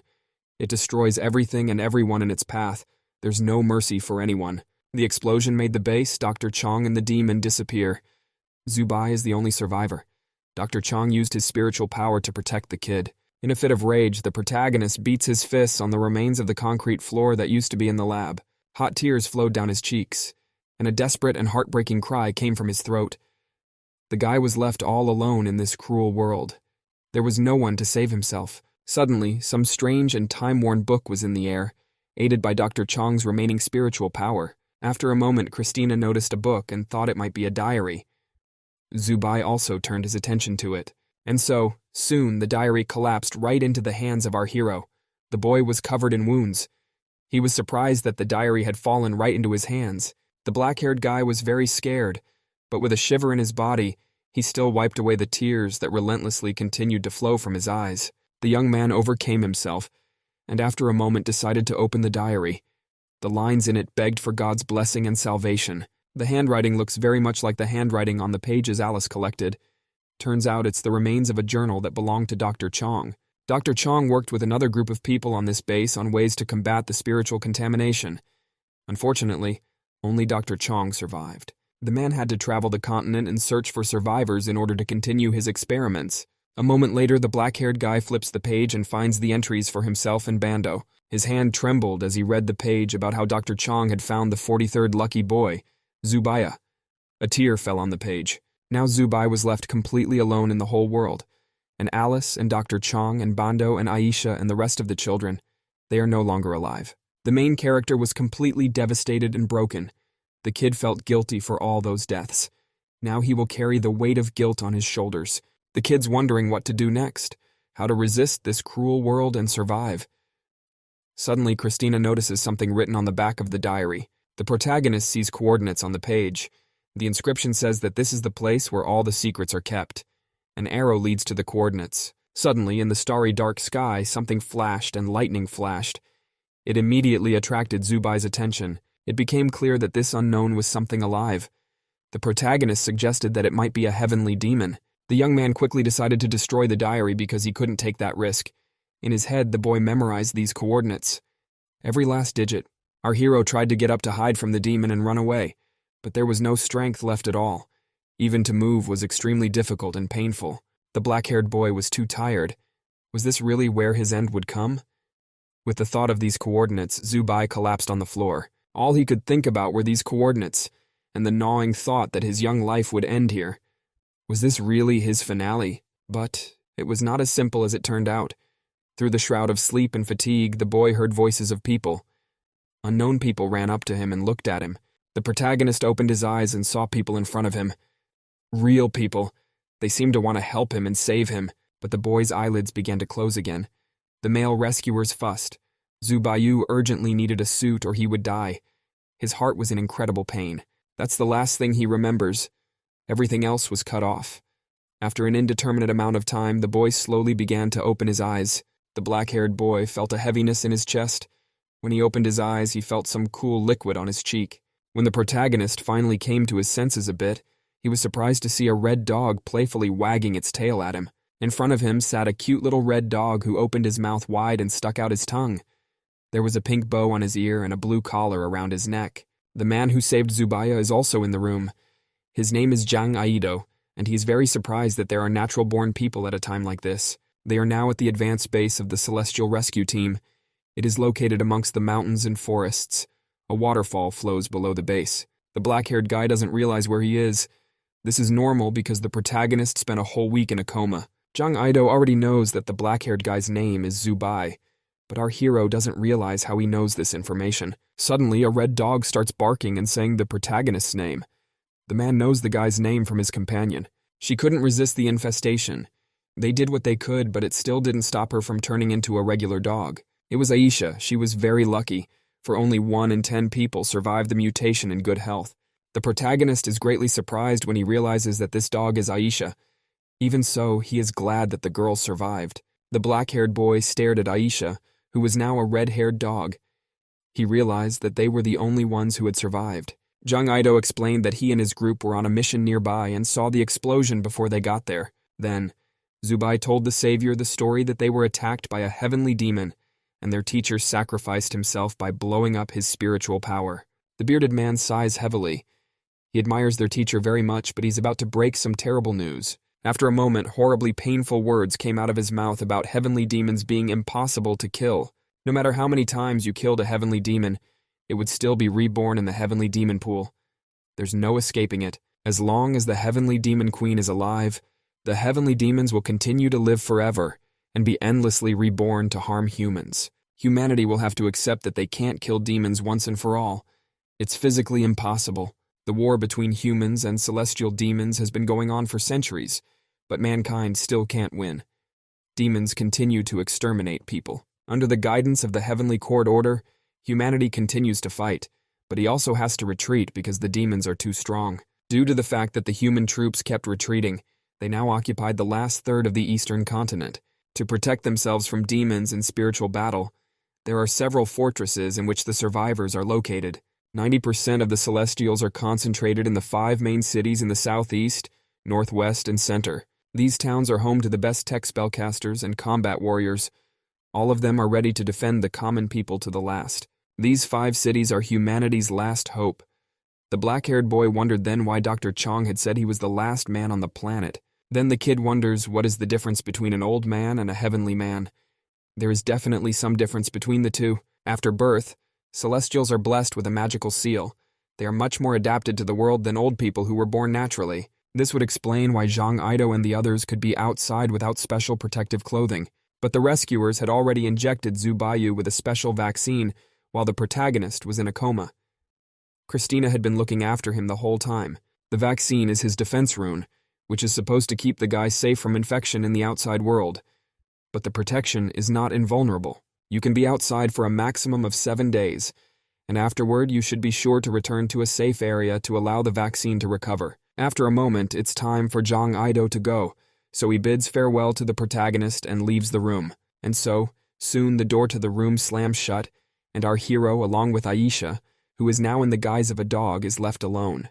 The kid checks his point count and sees that while he's been sitting for a week, he's accumulated 200 points. Unfortunately, calm time doesn't count.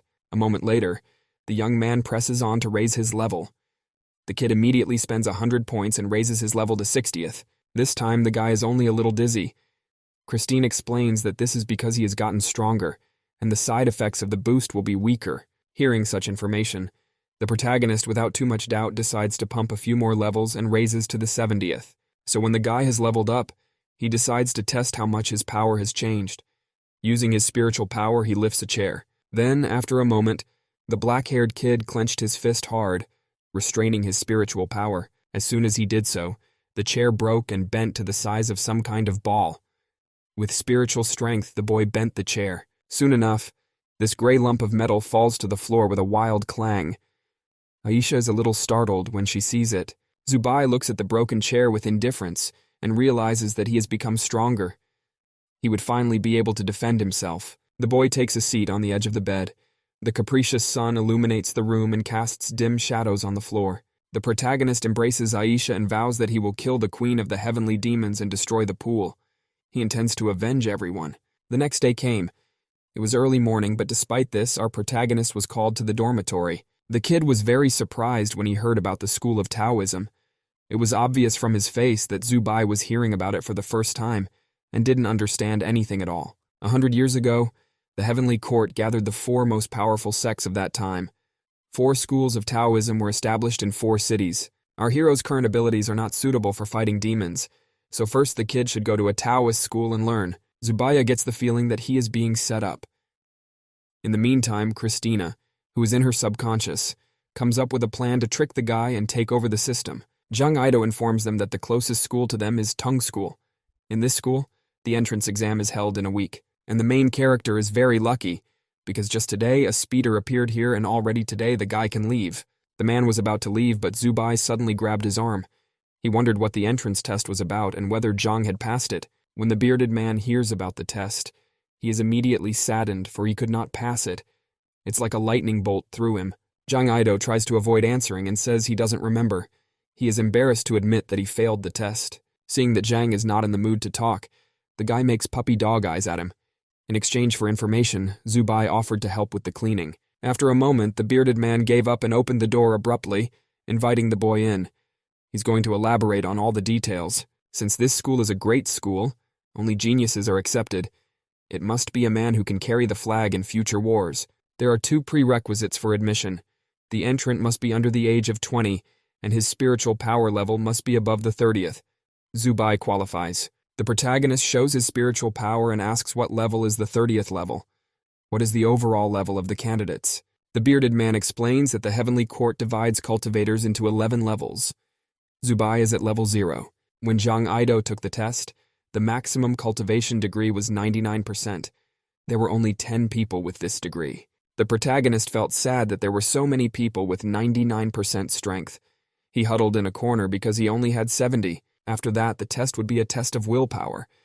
Zhang Aido stood in a horse stance for 7 hours. His legs were falling off. The last test left is the learning ability test. Zubai is shocked to hear this. It sounds complicated. They were shown an ancient Taoist scripture.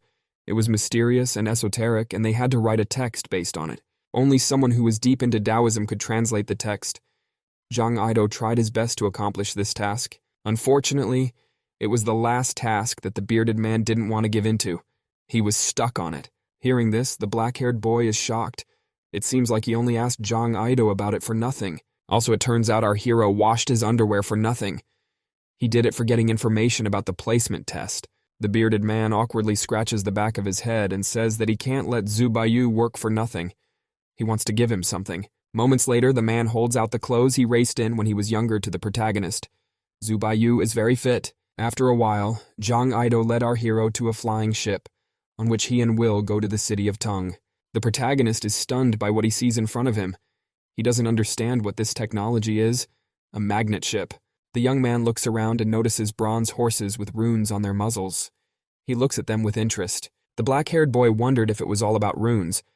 At the same time, Zhang Aido was scribbling something on a piece of paper, and so before long he holds out a sheet to the lad, on which he has written the address to which Zubayu will have to go as soon as he arrives in the city. The bearded man thought for a moment. It turned out that a very good acquaintance of his lived at this address. He could be trusted. After a moment, Zhang Aido holds out some kind of dagger to the guy and asks him to give it to whoever resides at this address. The protagonist grabs the dagger and promises that he will not let the man down. Moments later, he and Aisha run aboard the ship. It wasn't long before the boys were already on board, and the ship broke away from the surface of the earth. The man and Zubai said goodbye. Zhang Aido did not move from his seat for a long time. He looked at the flying ship and sincerely wished the young man good luck. After a while, the ship still continues to fly through the air. It flies toward a dark cloud of smoke, lightning strikes, and everything below is on fire. The ship was completely empty inside. The protagonist is surprised that there are no passengers at all. Is everyone at war? At this time, Christina was minding her own business and licking herself to be clean. She didn't pay attention to Zubaya. Christina said that the main character still needs to see the world, because the guy has been deprived of such an opportunity all this time. Suddenly, the red dog pounces on Christina and starts licking her. Aisha seems to really like the cat. The boy asks Christina to keep an eye on her. A flying ship seems to run even faster than a speeding train. It is hard to say whether the technology in this world is backward or advanced. The guys were staring out the window when suddenly, something bright and light appeared near them. Everyone stared at the unknown thing in anticipation. A moment later, a fairy girl appeared in front of the guys and welcomed them to Tung City.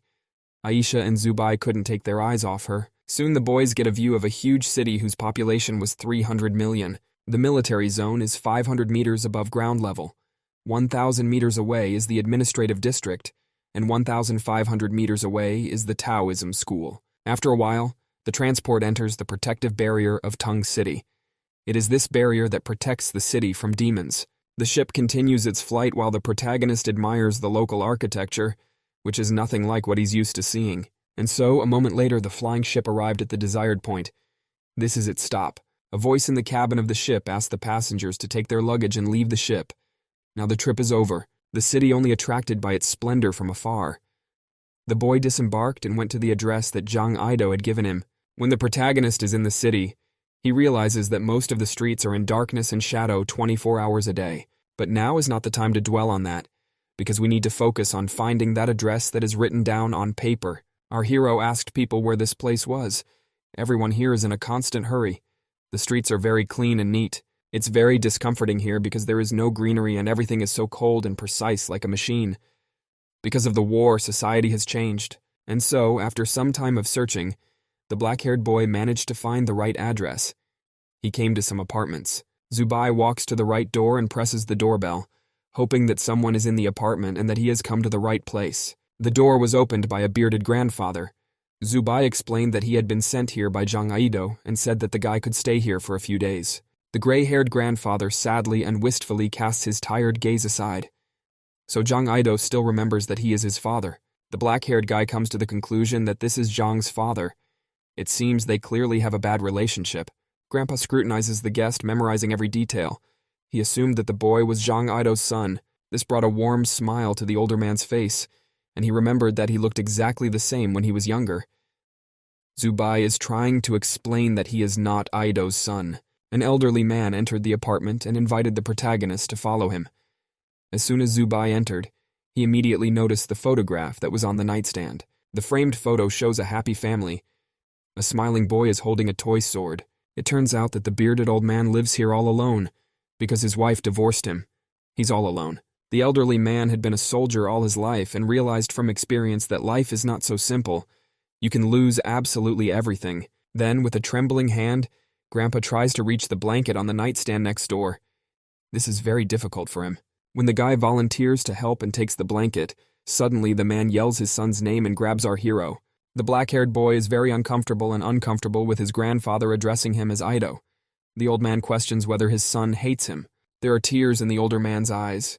He feels like his son hates him for forcing him to join the army when Ido flunked out of Dao school. Because of the clothes Zubai is wearing now, the man thinks it's his son. He seems to have Alzheimer's disease. It's easy to go crazy in old age if you've been fighting on the front lines for a long time. Suddenly, the main character gets an idea in his head. He frantically starts looking for something in the inside pocket of his jacket. After a moment, he pulls out the dagger from there that Zhang Ido had asked him to give to his father. The boy will fulfill his promise. The black-haired kid seemed to have a plan. The young man smiled happily. Everything would be all right now. Zubai stooped down to his grandfather and put the same dagger from Zhang Ido's childhood into his hands. The guy said that the son did not hate his father. With trembling hands, the elderly man carefully and reverently held a dagger that had some symbols carved on it. He remembered how, as a child, Zhang Ido didn't want to let his father go to war. He had promised that he would join the army himself to protect mom and dad. Zubai hugged his grandfather.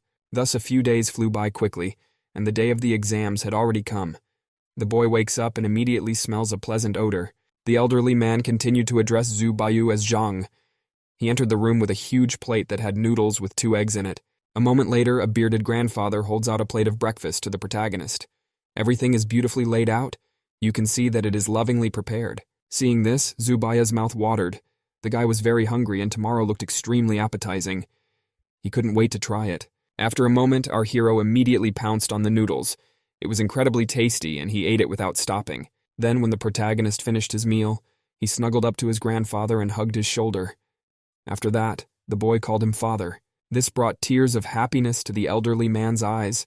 It had been a long time since he had heard such pleasant words. It was incredible. After a while, the black-haired boy had already left for the exam, and Grandpa and Aisha stood on the balcony and saw him off, wishing him good luck.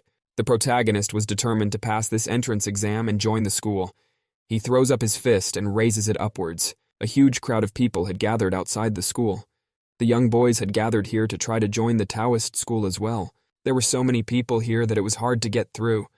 Everyone was pushing each other. It was hard to breathe. Zubai looks at the papers he was handed. His age had just been measured, and now there would be a spiritual strength test. The entire crowd of people were watching the girl who was now taking the spiritual power measurement test. They sighed, for the girl had scored low. The girl was very unlucky, because she was so close to the passing requirements. But in the end, she didn't pass. The test requirement was to gain 30th strength, and the girl gained 29th strength. The unhappy girl was grasping at the woman who was administering the test. She begged for another chance, but the blonde had already tested her 3 times. But the girl kept begging. She wouldn't be able to come back next year and retake it, because this year she was turning 20, and next year she would be older. But after a moment, the blonde's patience came to an end, and she charged the annoying girl in the face without any regrets. After only a moment, the stern blonde turns to the candidates for entry and calls out to the next contestant. Everyone in the crowd starts whispering and discussing the girl who didn't pass. She shouldn't have come here with such strength, because she will be out at the next stage anyway. The next guy comes out in front of everyone and shows his spiritual strength. It was measured, and it turned out that his spiritual strength was 80. After that, all the guys in the crowd start whispering and envying this kid. His score is pretty good. Seeing that everyone around admires such a result, the main character realized that he will definitely be the center of attention. He was ready to shine. Throughout the week, the black-haired guy had been actively training, not just idling.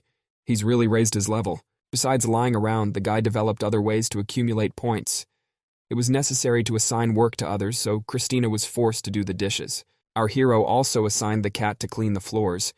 If you entrust someone with your work, it gives you laziness points, so Christina helped him, even though she grumbled. In addition to being able to completely pump his spiritual power, the black-haired guy also earned 1,000 laziness points on top.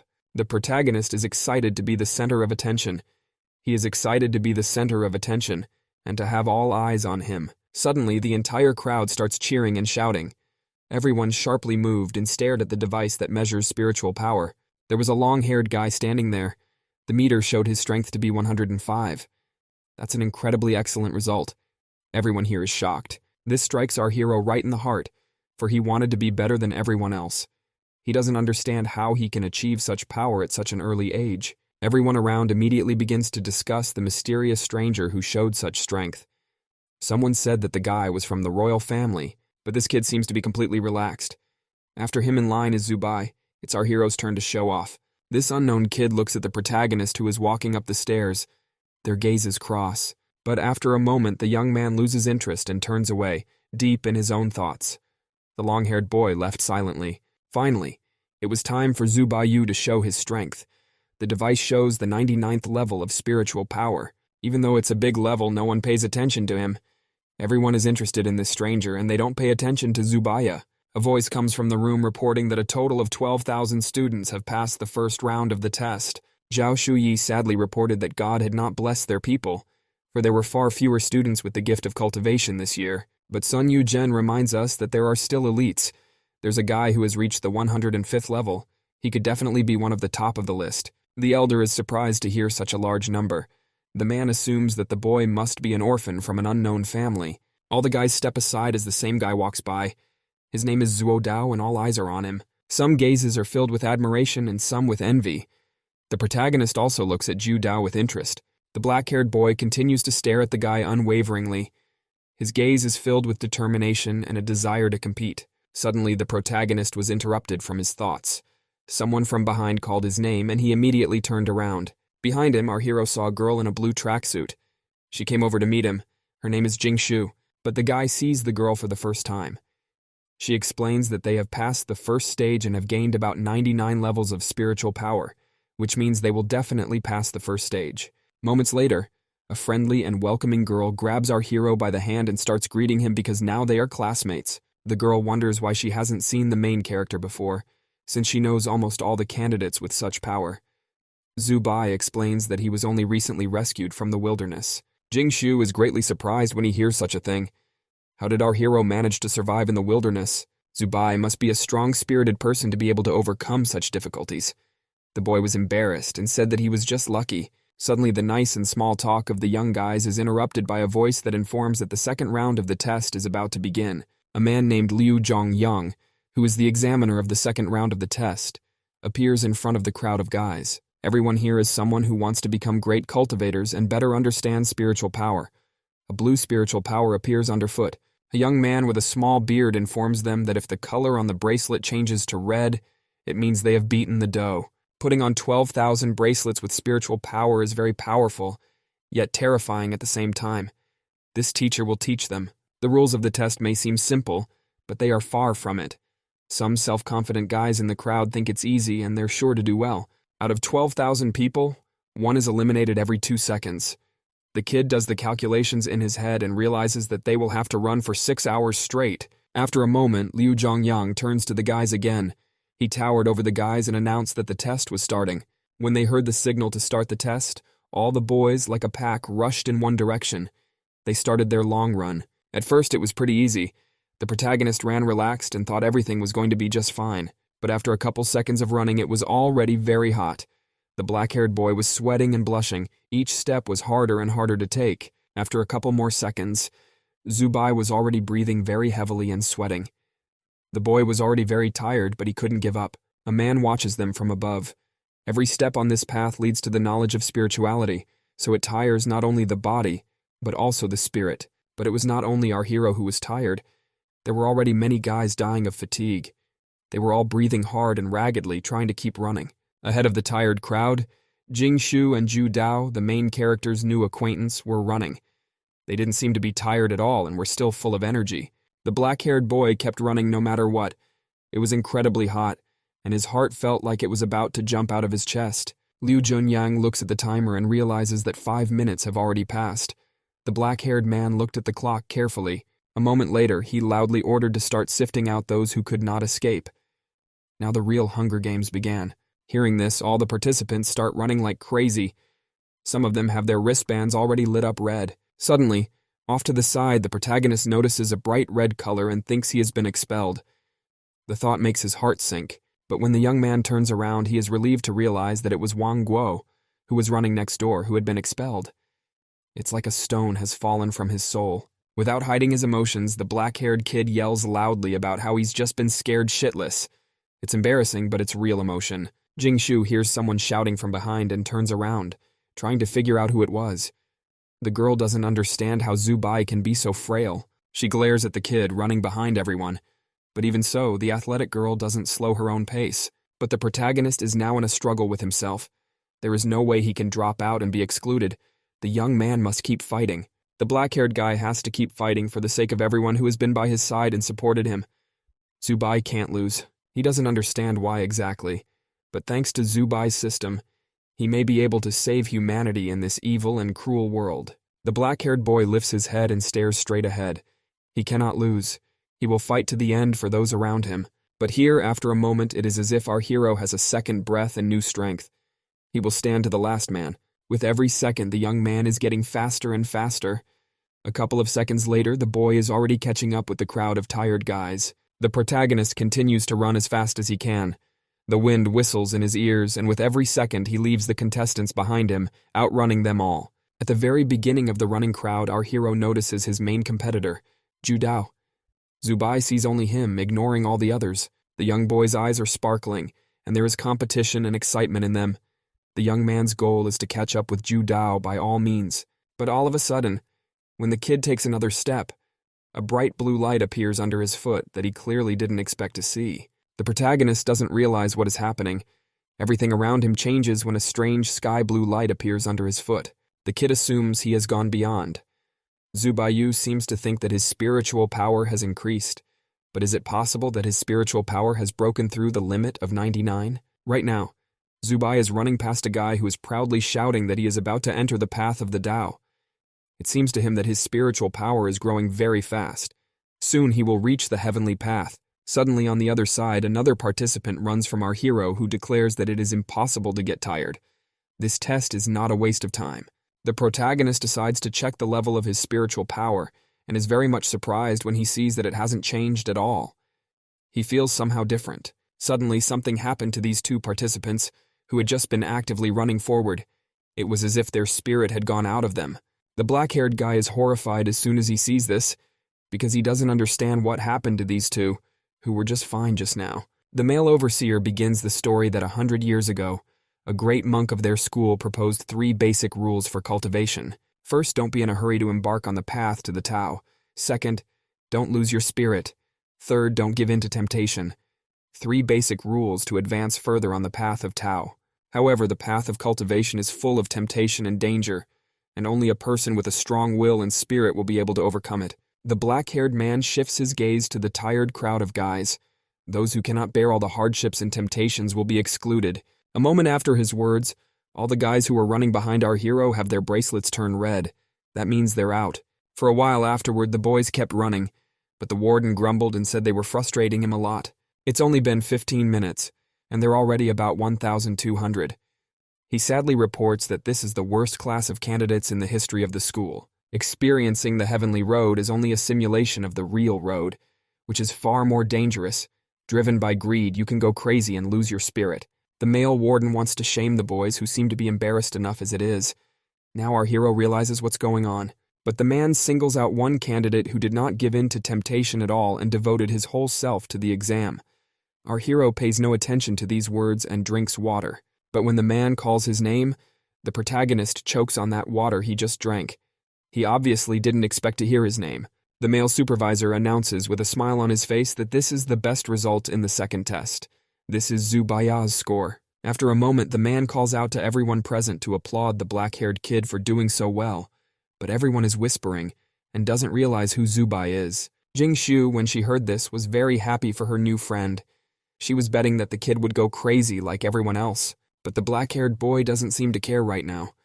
He's too tired and whispered to the girl to help him up. The long-haired guy who was the best in the first challenge looks down on our hero from above and seems to be studying him. Sometime after the end of the second test, the remaining candidates gathered in a spacious room. The protagonist sat with his cheek resting against his chest. The young man grumbled that it was a pain in the ass to fulfill the wishes of these two old men. Suddenly, the school's teaching staff concentrated, and the blonde girl shouted loudly and asked for silence. The deputy would now speak. A gray-haired man said hello to the students and introduced himself as their examiner. This is Zhao Shuyi. He is the vice principal of the Dao School. An elderly man then questions the candidates and asks why the first rule is not to be in a hurry to enter the path of the Tao. Someone answers that it is the most dangerous. The bald, cocky kid adds that 120 years ago, the heavens were distorted and the air was heavily polluted, and as a result, the heavenly spirit Tao began to release a lot of information. All the monarchs immediately began to write down this knowledge. Even so, these writings contain much distorted and untrue information. The mere reading of these writings can drive a mortal mad. This is the reason why the 4 schools of Taoism were established. It was for this reason that the founder of the schools, Ji Jing, established these rules. The first rule is that one should not be in a hurry to enter the path of Tao. This is the correct answer. Because of the danger of directly contacting the heavens, the clans have created various safe methods of preserving cultivation information. Then the elderly man gets serious again and adds about all the interpretations of the heavenly path of their Tung Taoist school over the centuries. Suddenly, after a moment, the examiner raised his right hand upwards and channeled his spiritual power. A moment later, with the help of his spiritual power, the examiner raised a card above everyone present, which is exactly where everything is stored. All the guys instantly raised their heads up to get a better look at this map. The eyes were filled with interest. The students continued to look up and couldn't take their gaze away for a second, afraid to miss even the smallest detail.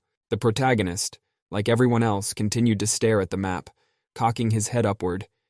His eyes read a kind of disappointment, and his lips curled into a disgruntled tube. The black-haired boy curses loudly as he sees a huge blank sheet of paper in front of him. The map had clearly not lived up to his expectations, but the man explains that it's dangerous for them to read the map right away, so he casts a spell. It is up to the boys themselves to understand it. A moment later, the man tosses the boys a blank sheet of paper and ink on the table. The third task is that they should put on paper what they have understood. Afterward, a gray-haired elderly man with a smug smile informs the participants that they may proceed with the performance. The kid is stupefied by such a task. Christina laughs and says that Zubai will probably just turn in a blank paper since he's a dumb rock. And so, out of desperation, the protagonist decides to look around and sees that the bald kid is scribbling something on his sheet. On the other side sits a blonde guy who is also writing something. The guys are studying and practicing hard so they can easily approximate the secret of the scroll. Christina, when she sees that our hero has absolutely nothing to do, begins to laugh and mock him. But the guy knows better than anyone how to lie on the bed. Realizing there's no way to write it off, the black-haired boy falls into thought. The cat smugly says that if she can teach him to write if he asks. The young boy chews nervously on his pen and continues to ponder. Then the word ask loomed in his mind. It seems to have given him something to think about. After a moment, something came before the black-haired boy. A good idea flashed in his mind. Now it would all work out. A moment later, Zubai starts scribbling something on his blank sheet with interest and a smile. Christina watches with interest, and after only a couple of seconds, our hero raises his paper up and shouts to the teacher that he is ready to hand in his work. But as it turned out, the guy still had to be here after turning himself in. If he had known, he would have written again. Since there was nothing to do, he laid down on his desk and started saving up his laziness points. The white demon cat who had been watching the guy was horrified when she realized what he had actually written. Who the hell was this young man? Some time passed after the exam. The teacher announced that all the papers had been checked and graded. Moments later, the blonde woman gives the deputy director the top 3 papers they selected from so many others. Suddenly, an elderly man grabs one of the participants' papers. His eyes go wide at what he sees on the paper. The paper depicts a beautiful woman who moves plastically, throwing up the fabric that develops around her. Seeing this, The man wants to recognize the author of the work. The gray-haired man seemed to be very angry when he saw this drawing. The author was Qian Wangsun. Deputy in a rage gives it 0 points, but the woman starts defending him. The guy is a great artist.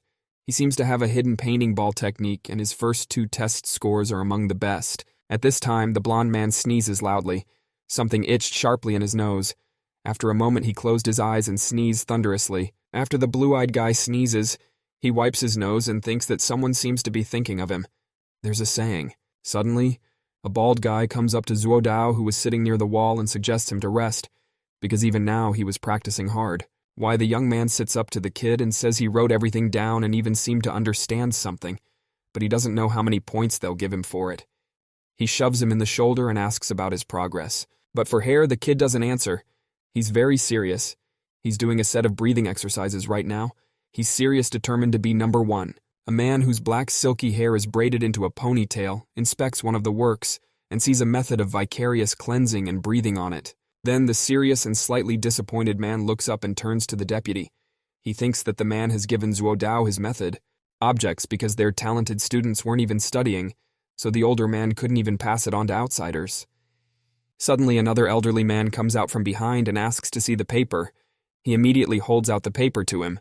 The gray-haired man scrutinizes every detail, running his eyes over the work.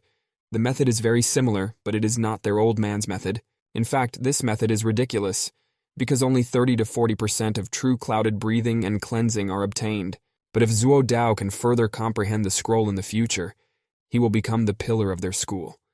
He seems to be the number 1 this year. Suddenly, a red-haired man who was standing apart from everyone and looking at someone's work asked who Zubai was. A moment later, this man who had just watched his work passed it to his co-workers with the help of spiritual power. The man was very serious after seeing our hero's work. He wanted his colleagues to see it too. There's a phrase written on a piece of paper. The way of Feng Chang is not as difficult as it seems. This is the Chinese scripture Jing Jing Sanren. All the teachers stare intently at the work of the protagonist. They were clearly surprised by what they had just seen and read. After a moment, the bearded man interrupts the sepulchral silence and wants to say it's about that phrase on the paper. Finally, the deputy director announces that this is the phrase of the 10,000 spirits. His words echo around the room, but the woman lashes out and starts yelling about not giving first place to this Zhu Baiyu. She seems to be clearly against it. Communicates that one word about the phrase will not be enough to convince the audience. Although this phrase is unbearably profound, the first place is better given to Zuo Dao. Then the bearded man turns to his other co-workers and asks what they think about it. Both guys are roughly equal in understanding the scroll, so the wrinkled man chooses Zuo Dao for first place. Then the floor is passed to other colleagues, men who are younger than these old men.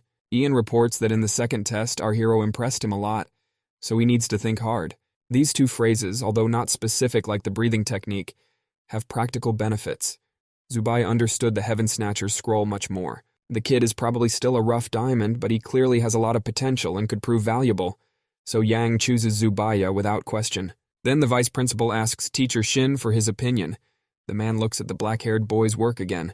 After a moment, the corners of his lips lifted in a slight smile. The man had already made his choice, a choice in favor of Zubaya. The woman, as soon as she heard this, immediately became furious with horror. She started screaming and asking the director to influence the decision. She says that the Zhu family is a grateful family. If Zhu Dao with the index doesn't come in first place, the school will be scorched. Yang stands up for Zubaya and says that the beginning of Tung School was seen by Feng Chang himself. They should respect their elders, because without them there would be nothing. Suddenly, an argument between young and ambitious guys is stopped by the deputy director. He shouts loudly for them to stop. The bearded man says he has already made his decision and tells the others to get ready to announce the lists. The black-haired lad continues to lie on the table and save his points.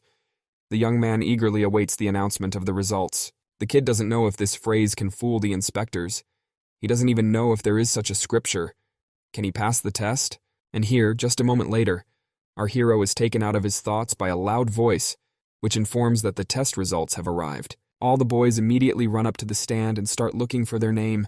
Their eyes go wild because there are so many names there. Everyone looks for their own name in hope. The evening came. Finally, the hard day has passed and the exams have come to an end. The boy walks relaxedly and hums a song. As it turned out, our main character took the first place in the third test. The girl, when she saw it, was very surprised and admired him. He thought back on it and smiled. Christina grumbled that the system helped him in the first test. The system helped him in the second test, too. But the third test, she didn't know how Zubai was able to write. Christina doesn't understand where an idiot like him draws his knowledge from and writes words of such a level. After a while, the black-haired boy returned to his temporary residence. He looked up at the multi-story building. The protagonist quickly began to climb the stairs, for he couldn't wait to tell Jang Ido's father about such wonderful news. When the young guy goes up to the right floor, he notices that the door to the apartment is open. This is a little strange, so Zubai is surprised. A moment later, our joyful hero bursts into the apartment, unable to contain the rush of emotion. He shouts joyfully throughout the house that he has won first place. But the apartment is completely silent. The boy looks around and sees a broken frame on the floor. Shards of glass are lying around it. In the frame was the very photograph that the old man cherished so much. It showed his family, his beloved wife and his dear son. Zubai realizes that something untoward has happened during his absence. He squats down and takes the frame in his hands while Christine jumps off his head. Suddenly, Zubai and Christina hear some suspicious noise coming from the next room of the completely empty apartment. The protagonist, along with the cat, decide to go and check out what it is that is making the noise. They walk leisurely along the corridor. The black-haired boy assumes it's the old man making the noise, so he calls out to him. Suddenly, Christina stopped at the corner. Her eyes opened wide. Our hero peeks into the room from the hallway and asks if the old man is home. Because of the darkness, Zubai can't see very well. After a while, when the young man peered into the darkness, he saw two green glowing eyes. It seemed to be Aisha. Suddenly, from what she saw in the room, Christine trembled. Fear gripped her body. Her fur stood up. She immediately ordered Zubai to run away. But the protagonist did not listen to the cat, and only joked that it was afraid of the dark. A moment later, he had already entered that dark room. The kind boy leaned over to the red dog to soothe and pet it. The young man smiled softly and pulled his hands toward Aisha. But when our hero touched the dog, he saw something terrible. The sight made his blood run cold, and it was hard to move. He saw before him a frightened Aisha, who was trembling with fear and terror. There were tears in her big eyes, and her whole body was wrapped in some kind of ropes that restricted her movements. Suddenly, someone grabs a matchbox and a match, trying to light a fire. The guy in the apartment is obviously not alone. Zubai strokes the red dog, who is trembling with fear. When he hears the sound of a match, he turns around in horror. A moment later, this unknown entity brings a burning match to the candle to set it on fire. It calls Zubai a son. This unknown person keeps calling our hero Sonny. The room is more or less lit up, and Zubai can finally see. Soon, this unknown man places the newly lit candle on the table as if nothing had happened. The protagonist stared at the man in horror. He still had hope that it was the old man he had been living with all this time. After a moment, this elderly man decided to turn around to show his face to our terrified hero. When that creature turned around, it showed its face to Zubai Yu. It was an old man, but still something was wrong with him. It wasn't him at all. Moments later, a terrifying monster emerges from the elderly man, who's apparently already dead. It's a demon. This horrible and disgusting creature gets up from his chair. Everything around him is covered in cobwebs, and it's like the old man is just his cape. The demon noticed Zubai. The protagonist is taken aback by what he sees before him. He doesn't understand what is happening to Mr. Lau. Zubai can't even move in fear. A second later, our hero's legs were covered in spider webs. The thin threads gripped him tightly and prevented him from moving. This demon in the form of a spider instantly approached the protagonist and was ready to attack him. He continued to call our hero his son. The black-haired boy couldn't move from the horror. The blood froze in his veins, and his whole life flew before his eyes. The monster was getting closer by the second. Our hero started screaming and begging for help.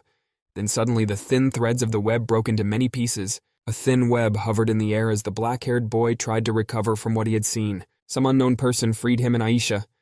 The young man stood in front of them, ready to defend them. He seemed to have good intentions.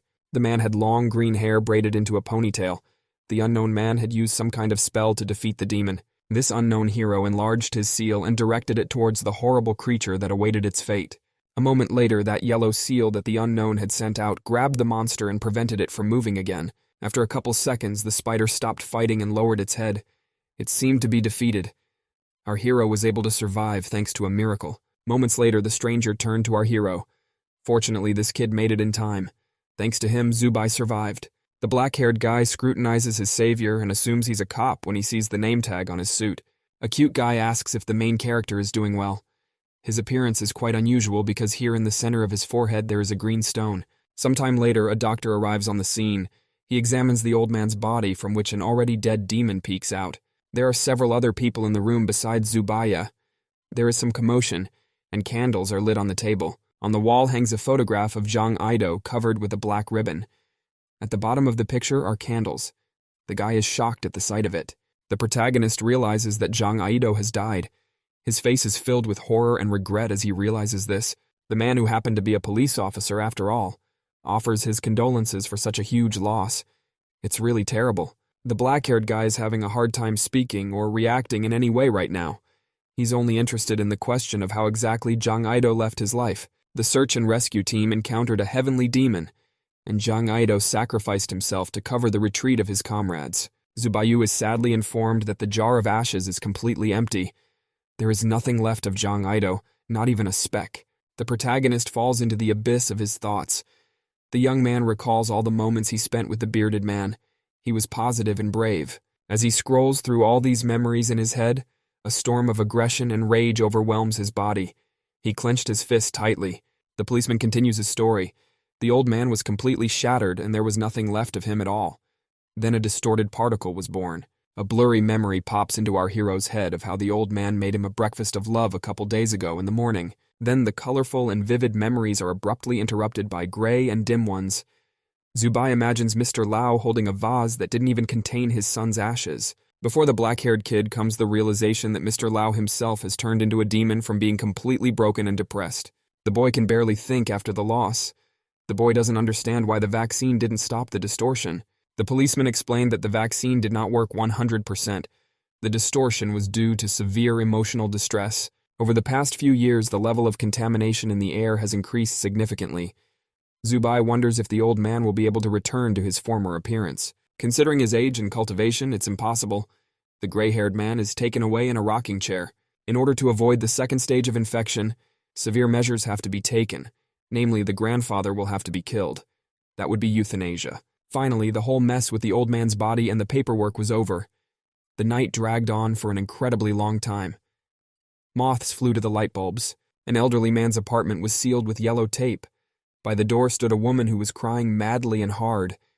It was the old man's ex-wife. The old woman sobbed loudly and choked on her own bitter tears. Her grief was too strong to be described in words. Her bitter, clear tears flowed from her cheeks onto the hand that clutched their son's toy dagger tightly.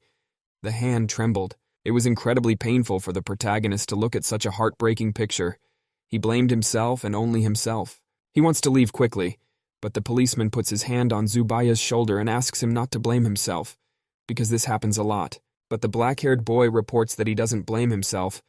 On the inside, he seems to have very different thoughts and worries. Tomorrow, Zubai is finally going to go to the Dao school. Young blood rushes through his veins as the young man vows to avenge Zhang. Our hero is determined and believes that one day mankind will be able to defeat all those damn sky demons. Aisha and Christina look intently with their puppet eyes at Zubaya. The dog can't hold back tears when he hears about it. A moment later, the black-haired boy drops to the floor and cradles Aisha against him. He promises the girl that sooner or later he will find a way to cure her. A male police officer observes all this. He sees in our hero a sincere kindness and a huge heart. Seconds later, the police officer holds out some kind of small card to the protagonist. The guy looks up. The black-haired kid takes the card without a second thought, but at first he doesn't realize what it is or for what purpose he got it. The man's name is Lee Siu-ju. This is his business card. If the guy has any questions or difficulties, he can safely call this number. The protagonist does not dare to stay long in this place, because the atmosphere here is too oppressive. Soon he leaves and says goodbye to the officer. A soft smile appears on the policeman's face as he gives the young boy a glance. He waves him back, but as soon as Zubai disappears from sight, the expression on Li Shuju's face changes to a more wistful and pensive one. Now the protagonist is 1,500 meters above ground level. The cold wind here hits his face and causes frost on his body. Zubai is shivering from the cold and cuddles Aisha to keep warm. Christine scolds him because he could have just found a place to sleep instead of staying outside. The cat keeps yelling and cursing at our hero, because she's actually cold too. And it's all because of him, but the young man doesn't care about that right now. He's in no mood at all. There are tears in his eyes, and his cheeks are bright red from the frost. He asks Christina not to scream. After a moment, the black-haired kid decides to check how many laziness points he's already collected. Not wanting to argue, gives laziness points too. Our hero is sitting at the school gate, but suddenly one of the examiners approaches him. He jokes with a smile that the students of their school should not sleep outside. Teacher Shin smiles sincerely and says that he will place the protagonist in the room sooner because he has fallen into his heart. Not only did Zubai move into the dormitory before everyone else, but he was also assigned a single room. Because of this, the black-haired boy was always the center of attention wherever he went. Because of his single room, he was the envy of the neighborhood. Schools in this world are actually very much like the most ordinary Chinese schools. No opening ceremony, no guidance, and no inspiration. At the very beginning, students are assigned to classes according to their grades. Those with less than 90 points are sent to Sun Yu's regular class. And so when the students with low scores left, only 25 people remained. They waited patiently. Soon teacher Xing Jun, who will be their teacher this year, approaches in the crowd. They are the best of the best, and he only teaches the best. The girl reaches out to Zubayu and tells him that this teacher is the master of the fifth realm, and he was the one upstairs who voted for our hero. The protagonist is completely shocked and delighted when he hears about this man's success. He hopes that Xing Jun will choose him, but unfortunately that doesn't happen, and the teacher calls not Zubaya but Zuodao with him. The kid smiles smugly and heads towards the teacher. The crowd of guys immediately start whispering about it. They quickly realize that in this world, the way to succeed is everything. But suddenly the boys are approached by teacher Yang. The man will take care of them and teach them. They will become the best. Right now, their main goal is to exceed the spiritual power of the guys above the 99th level. Everyone is listening attentively to the teacher. But before we do that, there's something else we need to do. The black-haired man closes his eyes and continues his story, choosing his words. After a moment, teacher Yang shows the guys the divine cultivation scrolls. Everyone needs to choose their own scroll. Divine scrolls are a shortcut to cultivation. Each one is forged by immortal cultivators of the heavenly court, and they are only available to the best schools. These 9 scrolls are the basics of the Zero Realm, and even the most basic of them would be worth millions in the outside world. There are a total of 10 cultivation realms, and they are different for each realm. The base divine ingot determines the further path of cultivation. The protagonist thinks about it and realizes that it's very much like an upgrade tree in an RPG. Guys can only choose one scroll, so they need to choose wisely. They can never choose another one and change it again. The kid asks Christina for advice, but she grumbles. Zubai has no choice. There are 9 woes, and these are the scrolls he got with the system. Holy 9 tribulations doesn't sound good, so the kid has to choose between the scrolls after all. Christine can choose her own scroll. Zubai is surprised that the cat can train too. The guy's divine ingot is her scroll as well.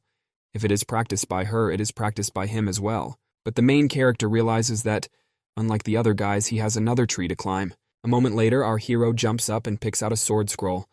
He made his choice very quickly, and everyone stares at him. The sword is very good at speed and has high attack power. And even if the guy can't win the fight, he can just run away. Soon everyone began to choose their heavenly scrolls. Zubai chose the sword scroll and Xiaoha chose the bow scroll. And so, as soon as the black-haired boy received his scroll, he immediately opened it. The young man can't wait to look inside.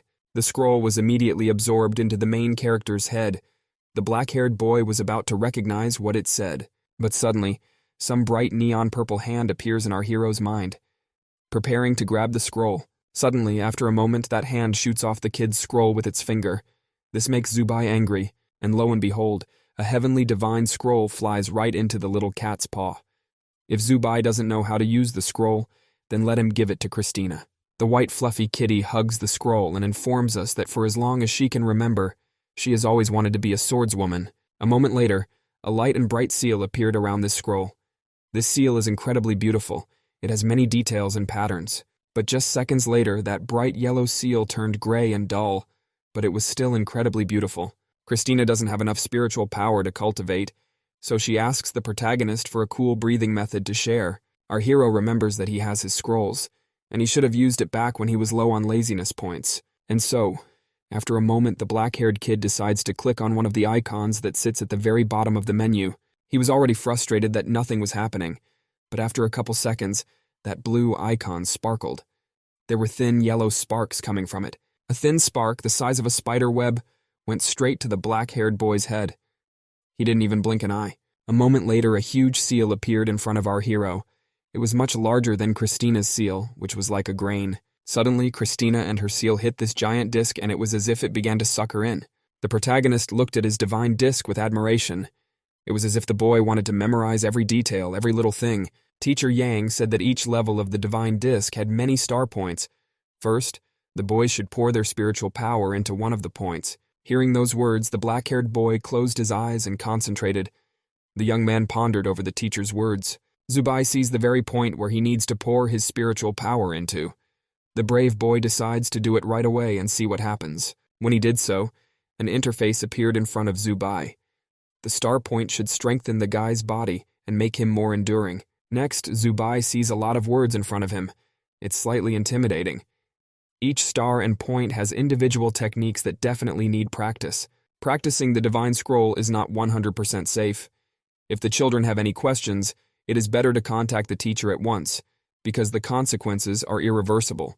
The main character reads all this huge text and tries to understand it. Everything here is too complicated and incomprehensible. It makes your brain explode. Then, after a moment, the black-haired kid notices how many laziness points he has now. He immediately decides to brag to Christina. The cat grumbles because the other students are working hard, and our hero relies only on his laziness to become stronger. Finally, the hard and exhausting day came to an end. The city was dark, but there was still light in one window of the house. The black-haired kid sits in his room in the lotus position, excited to finally get to try and light his first star spot. All this time, Zubai had been diligently and vigorously saving up laziness points, and before long he had managed to accumulate 300 points. This was the maximum. After a moment, he decided to pump his power, and without a second thought, he pressed the button. A small blue light appeared in front of the boy. Suddenly, everything around me shimmered. Something seemed to be happening. Is this really how it's supposed to be? Had he done everything right? Suddenly, the main character's body began to change dramatically. Muscles appeared on his body, and even veins protruded outward. When Aisha sees how much Zubai's body is changing, she is very surprised. The dog is stunned because a huge bicep has appeared on the guy's arms. It was very difficult for the protagonist to contain this sudden strength. His eyes were bloodshot because it was extremely difficult. After a moment, the black-haired boy gave vent to his emotions and screamed loudly to spill everything out. His screams made even Christina flinch away. Our hero tried to regain his breath, which was now staggered from the force. Sweat was trickling down his body. When Zubai felt better, he immediately began to look at his new body. 8 cubes had appeared on his stomach, and his biceps had grown. Christina can't wait to steal our hero's system for herself, because the power of cultivation is simply demonic. The black-haired boy was very pleased with the result, so he almost immediately ran over to the mirror to take a closer look at himself. Even afterward, the protagonist continues to admire his new shape in the mirror. Zubayu likes the result very much. Aisha was running around our hero and wagging her tail, attracting the boy's attention. Zubai reached out to squeeze her. A moment later, the young boy took the dog in his arms and started to hug it, but he didn't calculate his strength and almost broke Aisha. He was still not used to such strength. After this incident, the boys went to the school canteen. It was quite crowded. Everyone had gathered to have a snack. The black-haired kid is going to give Aisha a real feast as an apology for his strong hug. But just a moment later, the protagonist's face immediately changed when he looked at the menu and prices offered by the canteen. The kid leisurely studies the menu, which has 6 dishes. The cheapest is rice and everything else is very expensive. Aisha, as soon as she sees these goodies, wants to eat them all, but Zubai keeps her on a leash. They only get 200 points for a month. The young man thinks that none of the students can afford such a thing, but suddenly, he notices his classmate coming with a tray full of food. Our hero stared at the plates of food on his classmate's tray. He counted and realized that the boy's lunch was worth 190 points. The black-haired kid both wonders and doesn't understand what this weird guy plans to eat next when he runs out of glasses. The blonde man's name is Qian Wang Sun. He replies with a smile that glasses are certainly important, but the most important thing is strength and endurance. When you run out of points, you can go to your parents' house and eat at theirs, but there is another option. You can make a friend and help each other out. The protagonist awkwardly listens to the stories and tales of this strange guy who doesn't seem to care about the future at all. Seconds later, Zubai pulls Aisha away and says they definitely won't be friends with a guy like that. Wang Sun is still hoping for friendship. Our hero heads away, but suddenly, the young man is confronted by Zuo Dao, who stops him with his hand and blocks the way. Zuo Dao is standing together with that bald kid. The black-haired boy doesn't understand what his classmate wants from him. Zuo Dao sincerely wants Zubai to become much stronger than he is now in the next 2 months. A young guy is determined to beat the protagonist in the next exam. He wants the guy to have no excuses. After saying these words, Zuodao turns around and walks away proudly. His bald friend asks him to ignore it, for Zuodao has such a temper. The bald gentleman puts his hand on Zubai's shoulder and advises him to try harder in the exam. If Zubai does well in the exam, he will get more points. This bald-headed do-gooder's name is Jian Xing. When they get to know each other a little, the kid turns around and hurries after his friend. After a while, our hero, along with Aisha, finally bought some food. 2 portions of rice, which cost a total of 2 points. The black-haired boy wished the dog a pleasant appetite, and after these words, Aisha immediately pounced on the food, for she seemed to be too hungry. The main character also decides to try the rice. He takes some rice and tastes it, but Zubai didn't expect it to be so delicious. This dish is very invigorating. The kid eats and reflects on the fact that this life isn't the best, sure, but it's clearly better than life on a closed base. But the black-haired boy was pulled out of his thoughts by the sound of a moving plate. Aisha moved the half-full plate toward Zubai with her paw. The young man only stared at the dog in surprise, not understanding what it was doing. Aisha seemed to want Zubai to eat more, but our hero politely refuses and moves the plate back to Aisha. The young man is already full and smiles, but the red dog continues to stand her ground. Her mouth drools and her tail wags back and forth amusedly. She doesn't take her eyes off Zubai. Aisha has lost her memory after becoming a dog.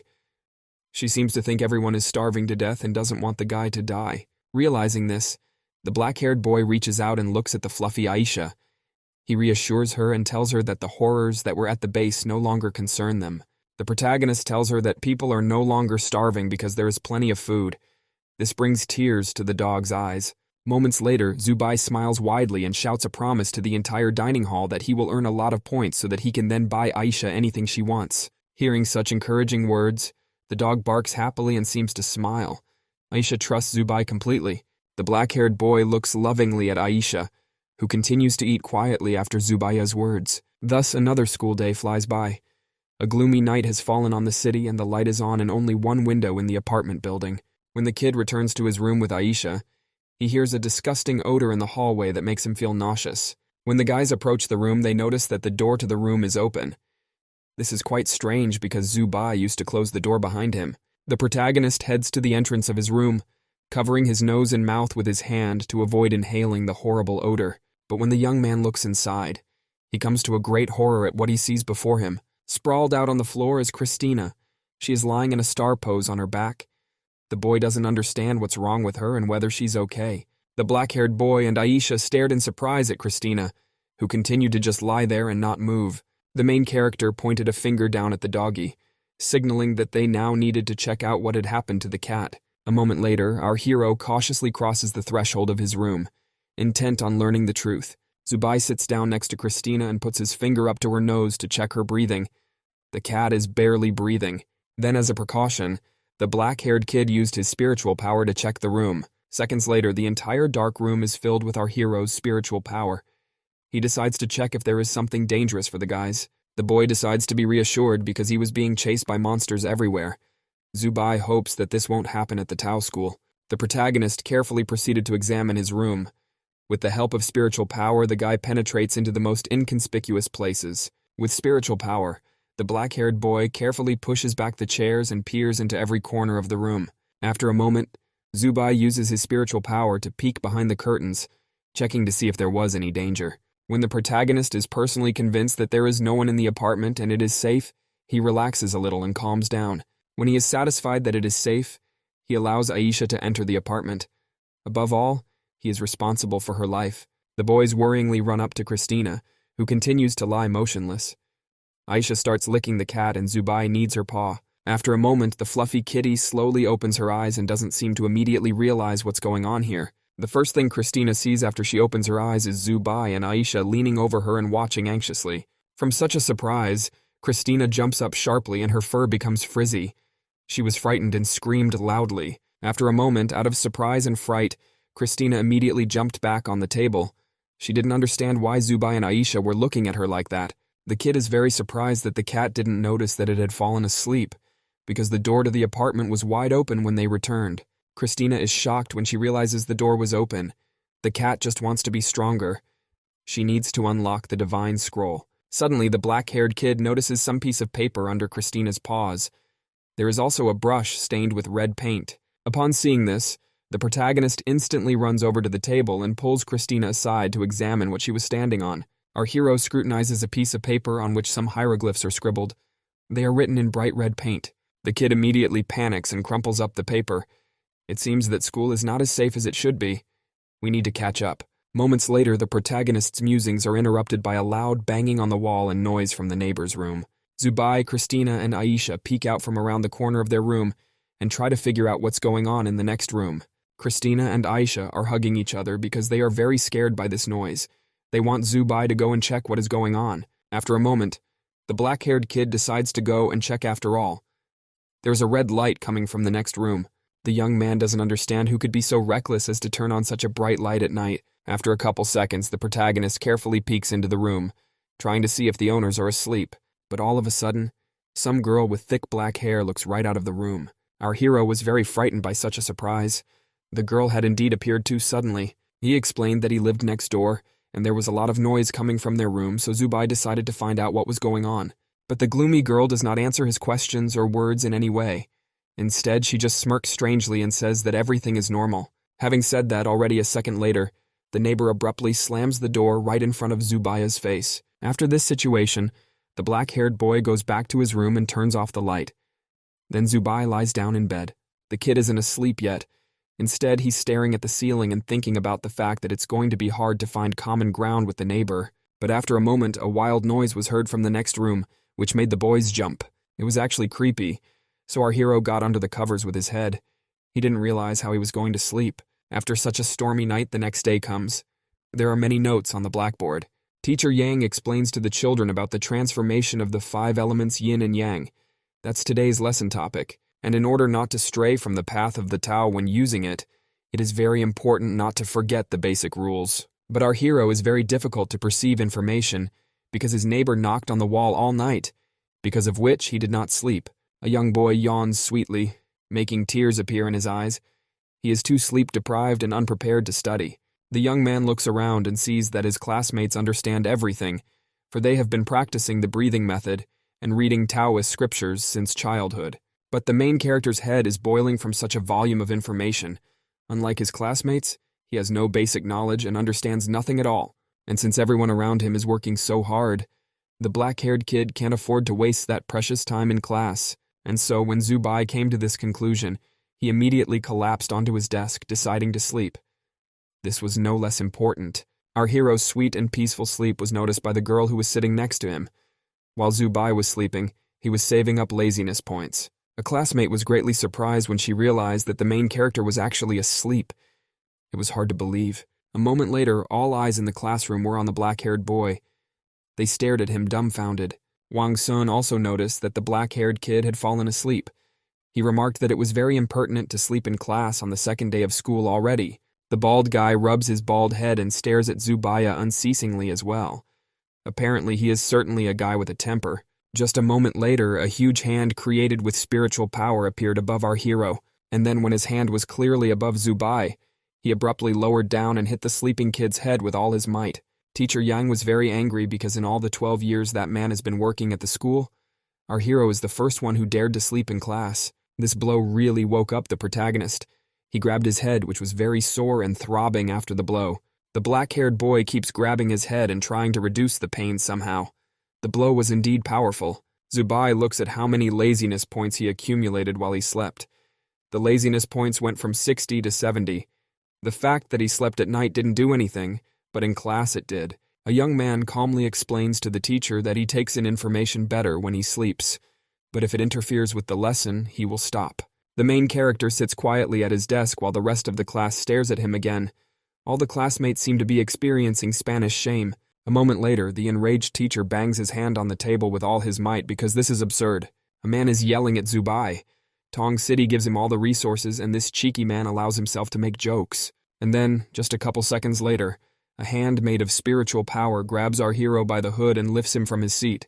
The black-haired boy finds himself in mid-air, and a spiritual force carries the young man across the classroom right above his classmates. Then, Teacher Yang drops the naughty student at the very front of the class, not far from his desk. He tells him to stand like that for the whole lesson. Teacher Yang will now keep a close eye on the boy in every class. Hearing such unfavorable news, the black-haired guy slaps himself hard. He shouldn't have done that. After a while, a loud bell rang in the school hallways, dismissing all the students for the long-awaited recess. Hearing this, all the students immediately left the classroom to enjoy the recess and have a good rest. Teacher Yang knows that Zubai is a genius, but even so, the guy can't rest and do nothing. There are many geniuses who have lost their way halfway through their cultivation. Master doesn't want the same thing to happen to Zubai. The young man listened to the lessons that were in the afternoon, but understood nothing, and no more laziness points. The main character can't study properly. He needs to become stronger to kill the heavenly demons. Suddenly, a human man appears around the corner from the exit to the office. He looks over at Zubaya. This unknown person is watching our hero closely. Although Zubai is in first place, he sleeps in class. This strange stranger rubs his hand vigorously, which has scars on the inside of it. He keeps whispering about Zubai sleeping in class, but after a moment the stranger's face became serious. He still did not take his eyes off our hero and said that he would let the boy sleep. Soon the bell for class rang again. As if on cue, Teacher Young entered the classroom filled with students. The black-haired man scrutinizes the office and everyone present. After a moment, Teacher Young immediately notices that Zubai is absent. The truant boy, meanwhile, is sitting in the hallway. It turns out that the guy also gets laziness points for skipping lessons.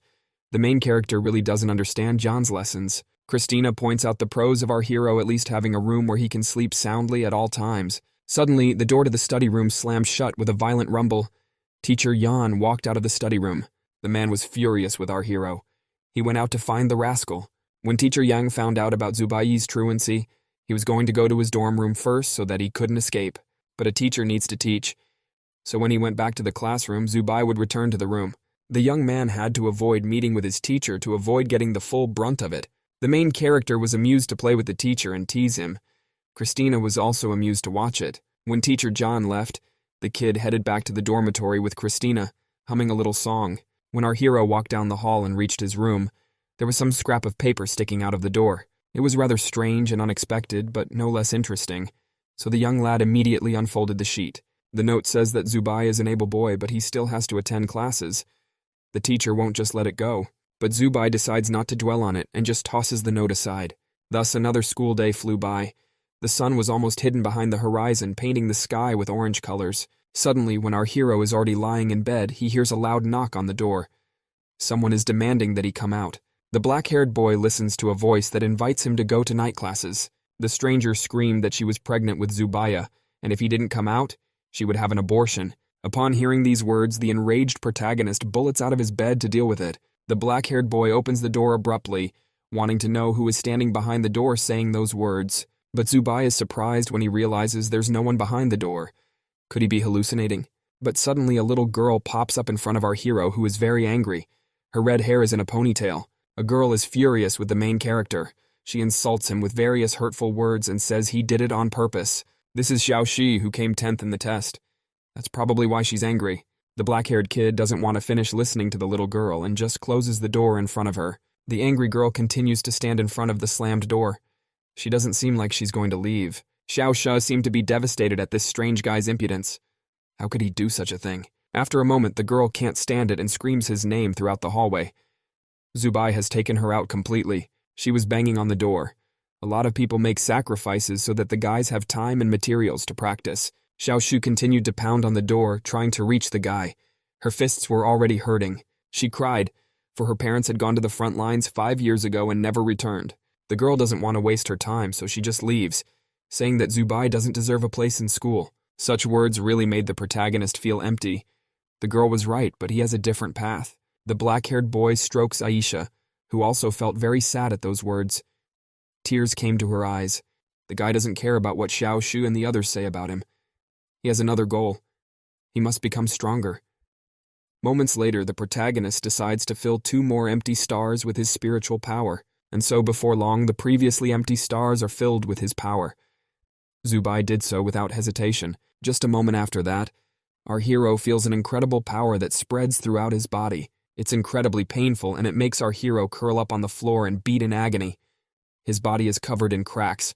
Christina and Aisha look fearfully at Zubai. They are very worried about him because they see how he is suffering. His face begins to redden and crack. The young man is in incredible pain, but he clenches his teeth and endures. From our hero's room come intense cries of pain. It can't be tolerated, but he must. After a while of suffering, it came to an end. It's over, you can exhale with relief. He pumped 3 stars in a row. It strengthened his flesh, and now weapons couldn't hurt him. At least when it comes to combat, the guy can't get seriously hurt. That's a very useful skill. A moment later, the kid tenses his whole body, preparing to get to his feet. And so before long, the protagonist deftly jumps to his feet. With this power, it's really easy. He shakes off the little scales and recognizes that no matter how strong he is, practice without theory is useless. The black-haired boy sighs heavily, for he really doesn't understand what is being explained in class. Christina grumbles and waits for our hero to finally give her a cool breathing method. Zubai decides to go to the local library and pick up a couple books there for basic self-study. The young man really heads towards the library. He looks around with interest, noticing a huge golden statue. And so after some time, he finally arrives at the entrance to the library and opens the huge doors. Zubai enters a long and huge corridor with doors on each side. There are scrolls hanging from the ceiling. A man who was watching the library noticed the newcomers. The bearded man turned out to be the administrator. Only the basic section with basic books was available to newcomers for now. He pointed to it with his hand, instructing the newcomers. The protagonist heard this and immediately wandered to the correct department, noticing the administrator's oddities. But before entering this department, a seal appeared in front of Zubai. To enter, he had to use his spiritual power. The Taoist school made great efforts to ensure that students did not learn things that were beyond their strength. Finally, the guy followed all the instructions and finally got into the right department. Right after that, the main character started to choose a book. Some books were too complicated, he didn't have the basics. Then he wandered around the library some more and found a couple books that might work for him. A moment later, the black-haired guy shoved Christina into his subconscious, for it was time for training. Zubai wandered around the library and found a distant empty table, at which he took a seat. The young man and Christina were determined to start practicing. They had smiles of excitement on their faces. And then, just a moment after that, Zubai collapsed onto the books and fell asleep like a baby. At this time, Christina was actively absorbing the knowledge that was in the book while the guy was saving up his laziness points. And at night, the guys practiced together and kept active in textbook learning. A couple days later, the boy came to the library again.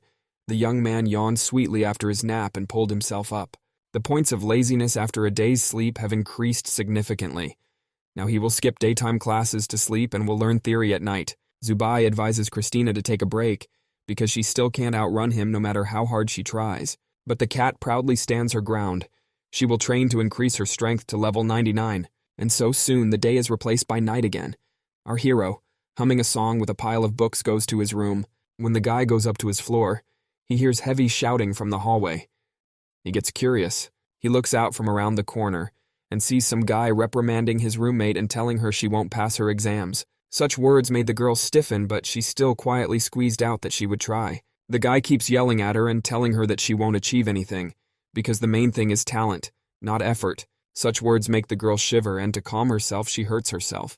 Her nails dig into the skin of her hand, leaving cuts. The girl desperately yells that she's going to try to pass the test, and if the guy helps her, she can stay. The protagonist listens to their conversation carefully and thinks that there is some way to speed up cultivation. After a moment, the young man remembers squirming in pain as he magnified 2 stars at once, but he immediately brushes the idea away, because you can get very badly hurt that way if you're greedy for advancement. After a moment, the kid was distracted by his thoughts, and because of that, all the books flew down. It was no good, for the black-haired lad could be heard barely touching the floor. This formidable guy agrees to bring the right thing to the girl. They stand in a completely empty hallway. Suddenly, the main character's books do fall to the floor and make a great rumbling noise. This gets the boys' attention. They immediately direct their eyes to the place where they heard the noise. Moments later, Zubai pops out from around the corner, who awkwardly says hello and starts picking up books. He excuses himself and says he just came back from the library and clambered over the step. He's trying to look believable, but the black-haired girl doesn't seem to fully believe him, for she immediately tenses up and scrutinizes him with her gaze. The main character walks quickly by the suspicious guys heading to his room. He asks them to ignore him. When the black-haired boy returned to his room, he tossed the books he had borrowed from the library onto the table. A moment later, our hero's gaze drifted to another part of the table. He was staring intently at something. Away from the books is some paper on which some symbols and hieroglyphics have been scrawled. Zubai looks at the books and thinks about which one to start with, but eventually chooses a book called How to Feel Spiritual Power. The protagonist thinks that just being strong isn't enough, so he borrows Jingshu's writings and honors them at the first opportunity. Then the young man notices that the next room is suspiciously quiet.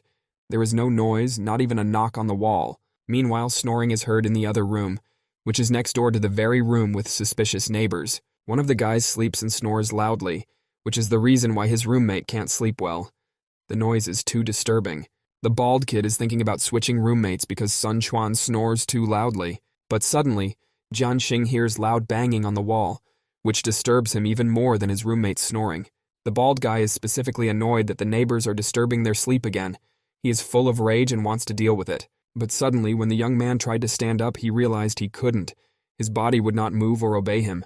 And so, when the boy looks up, his eyes are filled with terror and his blood runs cold in his veins with fear. He's in a stupor when he sees some black hands strangling his roommate, causing him to cough up blood in an attempt to breathe. The bald kid stands in a stupor and can't move as suddenly. From under the bed comes someone's voice asking why he is awake. Jian Xing is startled to hear an unknown voice from under his bed. Jian Xing immediately looks down in fright, and then a moment later, some strange black blob emerges from under the bed. It slowly creeps out of the darkness. Then, the black blob begins to remotely resemble a woman's face. The creature decides that the bald guy will be the start of a great show. A few hours pass, and the gloomy night is replaced by morning. The capricious sun slowly emerges from the horizon. The black-haired boy had only recently gotten up, so he was still quite sleepy. He left the room and yawned sweetly. When he walks a little further, he sees a huge gathering of people off to the side, which immediately attracts Zubaya's attention. Our hero pushes through the crowd and asks what happened. Jingshu is very happy that Zubaya has finally decided to come out to the others.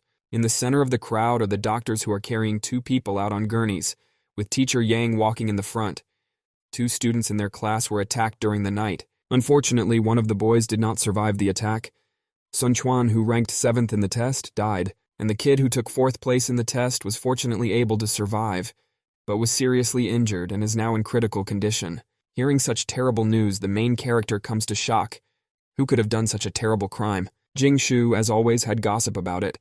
The girl had heard that it was the heavenly church that had revolted. Everyone thinks the church was involved because they left their mark in blood on the crime scene, on the wall. The black-haired boy falls into thought. He doesn't understand why they did it or how they had the courage to attack the school. Suddenly, that mean girl with 2 ponytails runs up to Jingshu. She doesn't want the girl to talk to that idiot who is afraid to come out. The red-haired girl grabs her friend's hand and leads her away, while Jingshu shouts to Zubayu one last time to be more careful and vigilant. Sometime later, when our hero returns to his room, he sees the sealed door behind which the crime took place. The black-haired boy remembered if that strange neighbor lived nearby, the one whose room had a red light on at night. Memories of what that strange girl was doing last night and how suspicious she was acting immediately flashed through my mind. After a moment, the young boy decides that safety is paramount and heads away from his room. A black-haired boy goes to the telephone that hangs on the wall in the hallway. At the same time, the young man is looking for something in his jacket pocket. Our hero pulls out from the inside pocket of his jacket the business card he got from the policeman last time. He can't just sit idly by. A man's voice answers the other end of the phone. It is an officer from the Tung City Police Station. The protagonist tells the policeman a story about the heavenly church and the murder at the Tao School. The policeman listens attentively. Meanwhile, the rumors of the Tao School murder quickly spread throughout the city. They spread like a virus. Everyone is just talking about the heavenly church being involved in this case. It is a human organization in rebellion against the heavenly court. As it turns out, this organization aims to overthrow the heavenly court. They want to exterminate it. They want to destroy it. And this horrible organization used all kinds of actions without any regrets, and was not even ashamed to kill civilians. It's just a bunch of crazy people who are willing to achieve their goals no matter what, no matter how horrible the methods. As it turns out, these are anti-government forces who plan to attack civilians and students. Suddenly, someone put a hand on Zubai's shoulder and asked his opinion on the situation. Was the church really behind this? When the black-haired boy turned around, he noticed the very policeman named Li.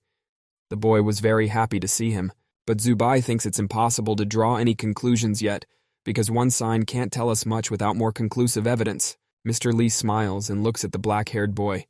But that's not all, because the policeman has another question for Zubai. Zubai said that he suspected that the girl next door had a problem. Mr. Li wondered why he didn't tell the teacher about it right away. The girl was facing expulsion, so if he informed the teacher, it could hurt the student. He wanted to handle it with minimal repercussions. After saying that, the corners of the policeman's lips slid upward slightly, forming a slight satisfied smirk. Before, the man did not think that our hero was such a smart guy. In fact, the young man is a very good person. After some time, the protagonist led the policeman to the very room where this strange girl lives. The young man explained that every night, a sound like banging on the wall comes from this room, which is what keeps Zubayu awake. After a moment, the policeman peers through the door without any fear, but Zubai is worried that it is very dangerous to start a direct investigation. But the smiling kid reassured him. Even though he was young, he was already quite strong, so there was nothing to be afraid of. Even a moment later, the brave kid puts his palm on the door, preparing to take some action to check out the room. A young police officer uses his spiritual power to see if there is any danger inside the room. But after a moment, the handsome policeman's face turns serious and he frowns his eyebrows. Did he really find something? The green-eyed kid turns around and informs him that there's some sort of seal inside the room that makes it impossible for him to channel spiritual energy inside. Even if the guy forcibly intervened, it could lead to terrible and irreversible consequences. We need to take our time. Until they go in, they have no proof. But Zubai stops the acquaintance because what's inside is probably very precious to the girl. Hearing this, the policeman decides to listen to the black-haired kid and slaps his palm away from the door, removing his spiritual power. Since they don't do anything else until tonight, it's likely that Lee will have to stay the night at the protagonist's house. Our hero doesn't mind having a new acquaintance to keep him company. Zubai shows him to his room, but the policeman has other things to do. He will do some research at the Taoist school to see if there are any traces of the heavenly church there. The kid advises the protagonist not to go to bed until Lee comes. Zubayu should sit in the room and wait for him. The black-haired boy listens attentively to the policeman's instructions and obediently agrees with everything he said. Some time passed, and a mysterious night came, which again brought its mysteries. Only in one window was the light burning. The protagonist couldn't stand it after all and fell asleep sitting upright on the ottoman. Aisha also slept, nestled at his feet. Zubai was sniffling softly, but suddenly the black-haired boy woke up. He shouldn't have been asleep, but his body had taken over. The young man could not understand how he had fallen asleep. He immediately looked at the clock and saw that it was very late. Why is Mr. Lee still not here? And then, suddenly, just a moment later, the room began to resound with intensely loud knocks on the wall. Just like before, the knocking and noise were so intense that it seemed as if they were about to break the wall, and it would come crashing down on the lad at any moment. Hearing such a terrifying noise, the protagonist immediately covered his face and head with his hands, preparing to take the impact of the broken wall. Our hero examined the wall in surprise and was shocked to find no cracks in it, for he had just heard a distinctive sound. After a moment, Zubai once again smelled the disgusting odor he had smelled before. He realized that there was something wrong with the room. We have to get out of the room before something terrible happens. The boy and Aisha headed for the exit. The black-haired boy grabs the doorknob and frantically starts to pull, but it won't budge. They're locked. But our hero does not despair. The young guy takes a deep breath to concentrate and accumulate his strength, and just moments later, Zubai desperately rushes to the door, hoping to kick it open and save himself and Aisha. A second later, the protagonist crashes into the door with tremendous force, but the door doesn't give a damn. The door won't budge no matter how hard Zubai tries. Only a small dent was left where the black-haired kid had piled on, and a purple light appeared on the door. With his spiritual power, this wooden door should have broken down in an instant. After a moment, Zubai turns around and uses spiritual energy to try to break anything in the room to get out. But after a second, the young man realizes that he can't break anything in this room. It's physically impossible. It is with regret that Zubai realizes that he is completely trapped in his own room, and can't even do anything in this case. The boy has a bad feeling, for it is very strange that his room is closed although he did not lock it.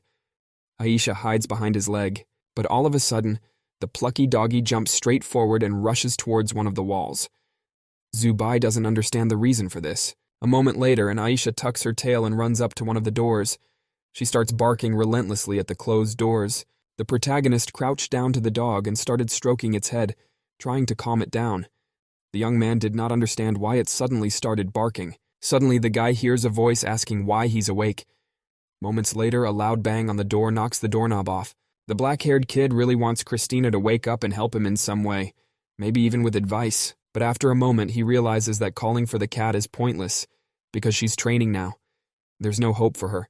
The protagonist keeps hoping for Brother Lee, but for some reason it seems to him that he will not come, because now it is late and he is still not there. A moment later, the rumbling in the door continues and brown blood begins to pour out of its crevices.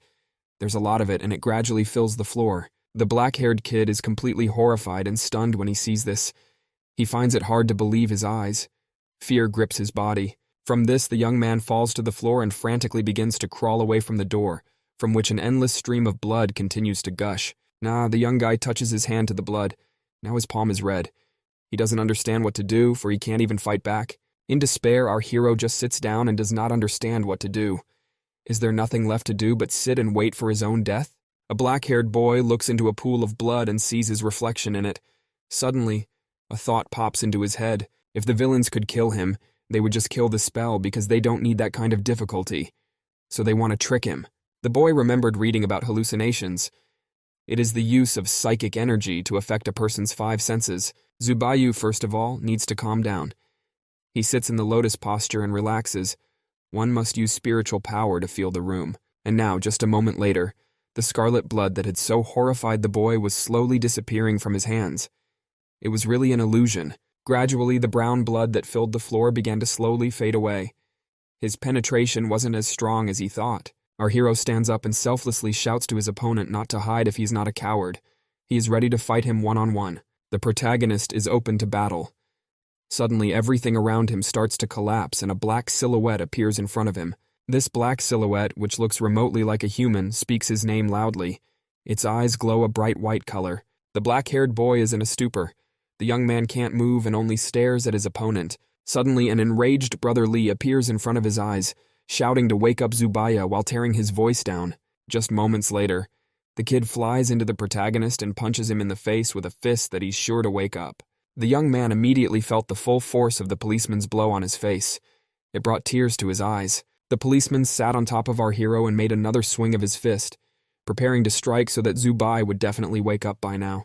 The policeman's blow caused the protagonist's face to swell. He explained that the illusion he was under had already been removed. The illusion was strong enough. The policeman shakes off his hand, kneading it after the blow, and assumes that the caster is the girl from the next room. Mr. Lee sets off down the corridor, following into the next room, from which a bright red light glows. When the guys are already approaching this mysterious room, they decide not to hesitate and immediately go inside to check everything out. After a moment, they gather their thoughts and open the door slightly. The bright red light immediately hits them in the face. The protagonist walks into the room and smells the same disgusting odor he smelled a couple minutes ago in his room. The black-haired boy covers his nose with his hand to keep from inhaling the stench. When he enters the room, he is horrified by what he sees. The first thing that catches your eye is the walls, which are covered with different paper on which all sorts of symbols and hieroglyphics are written. The young man looks around the room and sees a painted pentagram with candles in the center. Then the guys shift their gaze to another wall and see a man tied to it. It's a horrible sight. When the guys look at the face of the person tied up with a man, they see a girl. She is tied to the wall, but as if she doesn't mind it. The main character is in a stupor. The young guy can't come to his senses after what he has seen. His eyes are filled with anger and rage. Zubai gritted his teeth in anger. The only thing our hero cared about was the name of the one who dared to do such terrible things. On the opposite wall, the words "pass the exam" are written in blood. The policeman replied that the girl was the cause of it all. The black-haired boy remembers this uptight girl who was so willing to try so hard for her exams. The young man recalls how the black-haired girl desperately cried out that she would try if a stranger would help her, and she could stay, but in the end, the girl gave herself.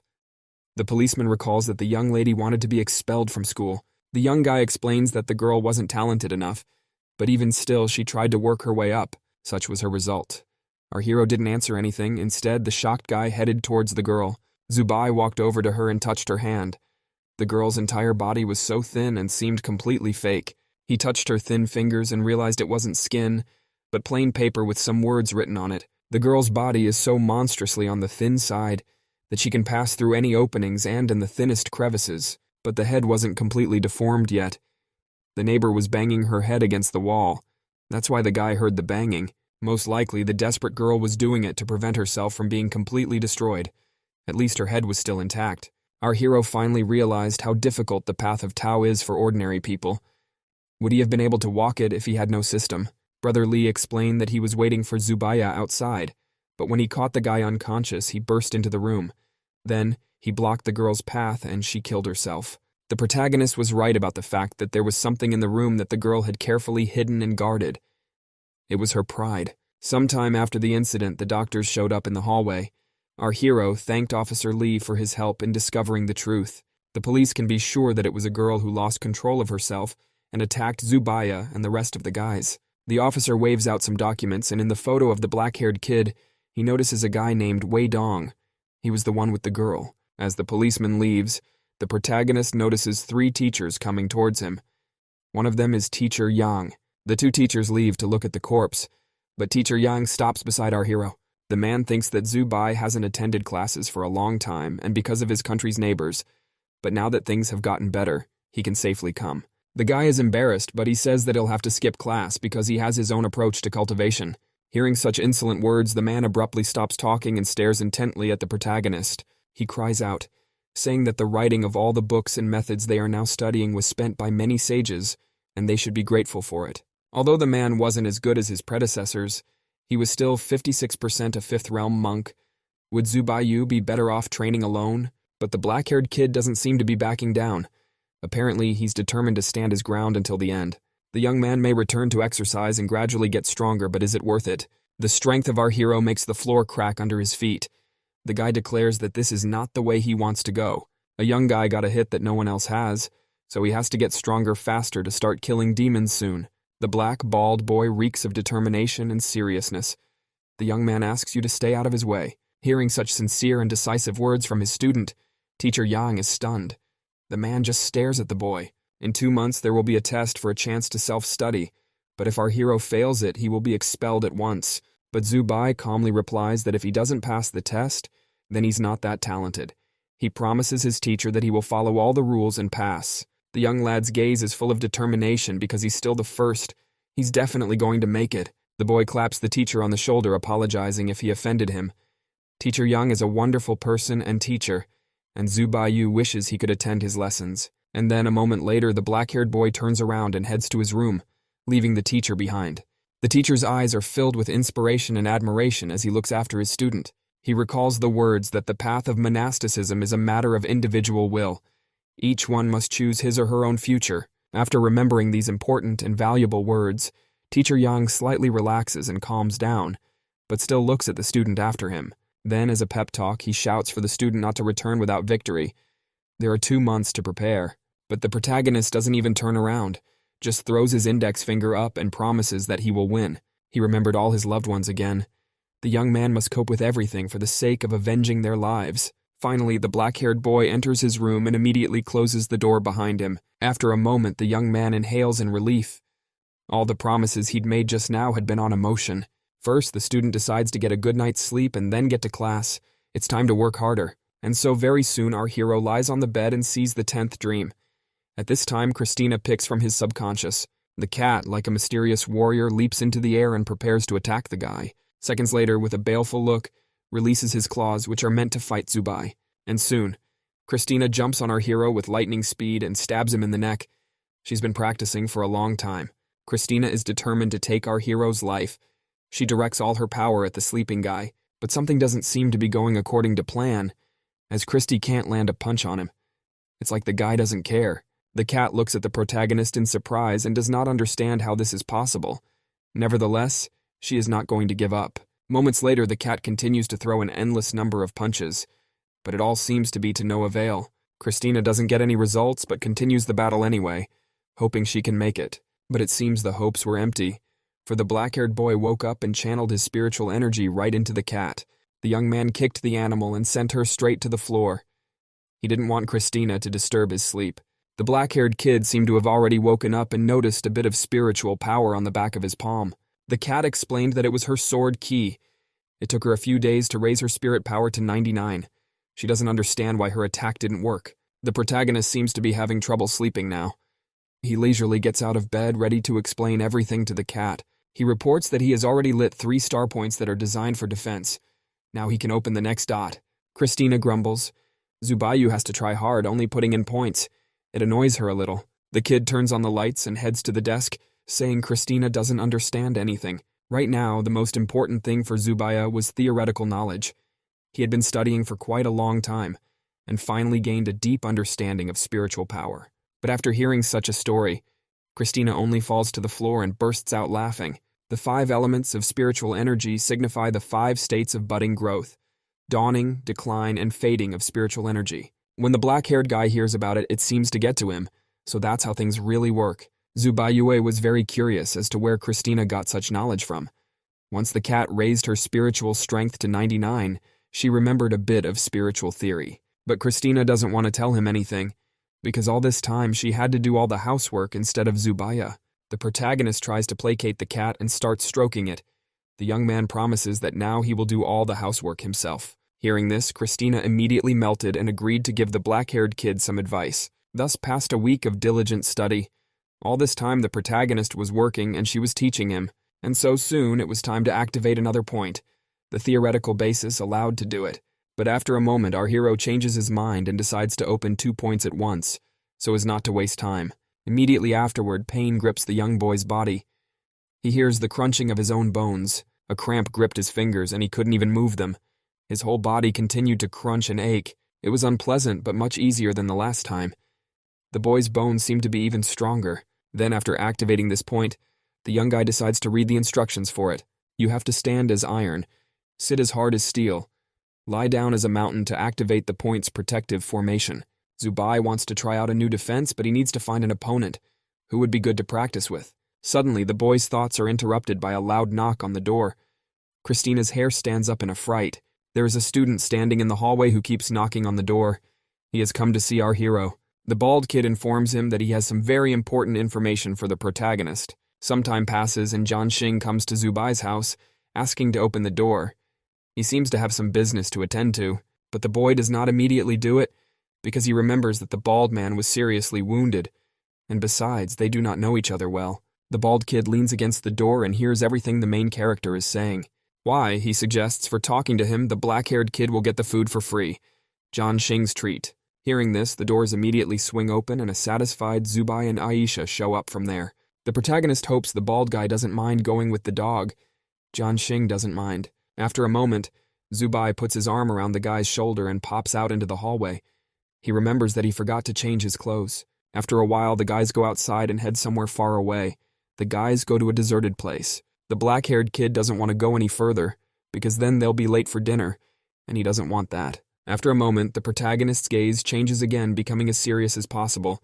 He wants to get to the subject of the conversation. Soon enough, the bald guy gets really annoyed and starts a conversation. The young man admits that he is jealous of Zubaya's talent, because our hero is 10 times smarter and stronger than the average person. I think something terrible is about to happen. Our hero got a bad feeling. He lowered Aisha to the ground and told Jianxing that he was 20 times stronger than a normal person. A moment later, the black-haired boy wordlessly ordered Aisha to run to safety and not come out of there. And then, all of a sudden, a huge black hand created from the guy's spiritual energy appeared above the bald guy. It seemed that this was no longer the Jianxing that the black-haired kid knew before. He turned back to him. His skin abruptly began to deform and was covered in small cracked scales. His eyes turned purple. The protagonist immediately realizes he's in trouble. He knows that their battle is about to begin. There's no avoiding it. A moment later, that huge black arm is lightning fast heading towards the protagonist, ready to strike. Such a strong and spiritual energy would immediately make one's steam press to the ground. Fake John's strength exceeds the 99th level, but Christina says that it is not a spiritual force, but an evil spirit. After these words, a black hand seals our hero into the ground. The bald villain thinks the protagonist is already dead. There's a huge dent in the ground from his hand. It's covered in dust. Jianxing reports that saying that Zubai is a true genius turned out to be untrue. He's not even worth dying for. The bald kid looks into the dust, which is gradually settling back to the ground. Suddenly he notices something. The young lad is just lying there. He doesn't seem to have taken any damage, for idleness raises his defense. The black-haired kid smiles widely and smugly, saying that the technique lying like a mountain is beautiful. Seeing such an overconfident young man, the bald guy becomes furious. The black power comes out of his head again. Moments later, a host of black creatures appear over our hero's enemy, ready to attack. The boy advises him to run away. With tears in his eyes, Jianxing says that he doesn't want to harm and hurt the protagonist. Zubai seems to be completely at ease. Right now, the kid looks very carefree. He trusts the bald man. After a moment, The black-haired kid quickly jumps up and starts running so fast that there is dust behind him. Our hero runs with all the speed he has. He asks Christina for help because he can't cope on his own. Christina and Zubai yell at each other. The cat gets out of his mind and covers his eyes with his paws. Moments later, Christine launches the attack with her swords, for which she has trained so long and hard. Now she's going to show what she can do. Little pink balls fly lightning fast into their enemies. They fly so fast you can hear the wind whistling, but Christina's attacks do little to help, for these black creatures are too many, and she alone cannot handle them. With his eyes closed, it's very uncomfortable to do the attack, and Christina tells him to handle it himself. Zubai continues to run and calls the cat's name. The protagonist ran as fast as he could, but it didn't help him. A moment later, a huge black hand caught him. Suddenly, the guy sees a terrifying sight. From Jianxing's eyes, ears, and mouth, some scary creature starts to pick out. The creature that just crawled out of a defenseless guy's body doesn't understand what's wrong with our hero. What kind of games are these? Is he really scum? When the creature came out of the guy's body completely, it turned out to be a girl. She was determined not to let Zubai escape. Suddenly, a male voice was heard from behind. The horrible creature in the form of a girl immediately became nervous as soon as she heard it. When she turned around, she saw Officer Lee probing the bald guy's pulse. He could still be saved. After a moment, he raises his clear gaze and his green eyes burn through the girl. He asks her to stop voluntarily, for she doesn't stand a chance. But the creature in the form of a girl doesn't seem to be in the mood to settle things amicably. After a moment, she lashes out at the officer. The girl wants to finish him off once and for all so that he doesn't interfere with her plan. The cop didn't even move. The policeman immediately grabs the angry girl by the head, preventing her from carrying her injuries. His grip tightens on her head, and since the girl is not in the mood to settle this matter amicably, she'll settle it amicably. Officer Lee swings his fist, and now, a moment later, the fist pierces through the girl's body, and in the other hand of the officer remains her head. After a couple seconds, there was nothing left of the horrible creature but the head, which was in the guy's hands. They made it. The cop doesn't kill the girl right away because he has a few more questions to ask. The girl is very frightened and feels defenseless because there is no way she can escape. She's doomed. Officer Lee is holding the head of the same girl. It was Zubai's neighbor. Her name is Yingzi. The girl is incredibly angry that she couldn't win. Officer Lee has over 1,000 points of spiritual strength and he's still so young. But after a moment, the young policeman releases Yingzi's head and holds it in the air with spiritual power. The young man massages the wrists of his other hand, saying that they aren't done yet. The boy has a few more questions for Yingzi. In fact, the dedicated girl made every possible effort to pass the exam, but after that, she tried to make contact with the man, to become at least a little stronger. She performed a ritual. Officer Lee recalls her terrible plan, a plan in which she first crawled out of the darkness under her bed and sprang into action. The girl had terrible plans. She was ready to make any sacrifice just to pass her exams and stay in school. The young policeman recalls the indifference with which Yingzi used the young lad, who had not expected such a thing. Now there's no telling if Jianxing will be able to survive this. Does the end justify the means? The desperate girl was ready to fight no matter what and stand until the end, but things didn't go according to plan. She lost. Turns out Yingzi had it all figured out. She wanted to use Zubaya to get out of this pit. The girl had thought of everything down to the smallest detail, and the villain even left signs behind to scare the young man. Zubai doesn't understand the purpose of Yingzi doing this. The girl has been trying since she was a child. For as long as she can remember, she has always studied and practiced. Then, the girl begins to explain that she started reading Taoist scriptures at the age of 3 and breathing techniques at the age of 10. She was giving all of herself to cultivation, so envious and angry at our hero for just wasting his talent. The young policeman looked at Zubaya and concluded that the rumors about his uneducatedness were true. The black-haired boy scratches the back of his head awkwardly and gets up from the ground. The young man says that none of this is true, it's just a rumor. But the main character's words don't make sense because he already has an instigator. The spirit disembodiment method and the body possession method are the most forbidden techniques of all. Even the teachers have no access to them. But the girl only smiles smugly. These techniques were kindly provided to her by the Heavenly Church. Officer Lee seems to realize which particular person from the Heavenly Church Yingzi is talking about. He looks for something in his pocket. The young man pulls out a document that has a picture of this man who just used the girl. The police know a lot more about the church than they realize. They used Yingzi to control her. Their goal must be to cause an even greater disaster. Hearing such words that hurt her heart, the girl still dared to give details. Yingzi started to talk about the people from the Heavenly Church, but suddenly the guys saw something in the distance. The girl turned around to see where the boys' gazes were directed. They saw 3 people in the distance, heading toward them. Officer Lee realized that they were teachers from the school, but he did not know what purpose they were headed toward them. As soon as she saw the teachers, she got nervous. She had a bad feeling because they wouldn't just show up. A moment later, one of the teachers directed a huge beam of light towards the boys. He headed towards them with lightning speed. The young policeman immediately realized what it was for. The young man used his seal to protect the girl, but unfortunately, it didn't help. A moment later, the beam broke through Officer Lee's seal and pierced through Yingzi's head. A moment later, the head that was left of Yingzi gradually began to disappear. Small red particles flew into the air and vaporized. The protagonist had no time to do or say anything. The young guy just had to watch the girl disappear. Officer Lee was furious, for the interrogation was in full swing, but now it was all to no avail. The girl's head had completely disappeared. Teacher Shin didn't even want to hear this. The girl was a sinner who had broken a great taboo and harmed other disciples. A moment later, the man descended to the ground. His boots scuffed on the ground. The school has come to clean up this place. The man's face is filled with seriousness when he sees the police officer's displeasure. The young boy sarcastically replied that there was no problem, but his voice was already extremely irritated. He stepped forward toward the teacher, but the tactics of the elders were like assassination, with the purpose of silencing them. It was quite suspicious. Teacher Shin was angry for such a charge, and reminded him that Lee was conducting a secret investigation despite being the most important person in the city. Officer Lee didn't have much to answer to that. It seems he really doesn't trust the school, so he's investigating behind their backs. But our hero stands up for Officer Lee and tells the teacher that he hired him himself, since the guy has helped him more than once. He has his own thoughts. Teacher Shin tells Zubai to be careful, because he can be used by bad people. If anything, it's better to go straight to the teachers. Lee also advises the guy to be careful, because the man behind the screen is interested in him. When the tense atmosphere had more or less eased, police officers and doctors arrived at the scene. Teacher Shin and Officer Lee led the process. Christina observes that Lee is very handsome and caring, but Teacher Shin is clearly not telling her the truth. We have to be careful. It was very strange that the teachers came to Zubayue, but how could they know his location? But Christina doesn't know how to answer our hero's reasoning.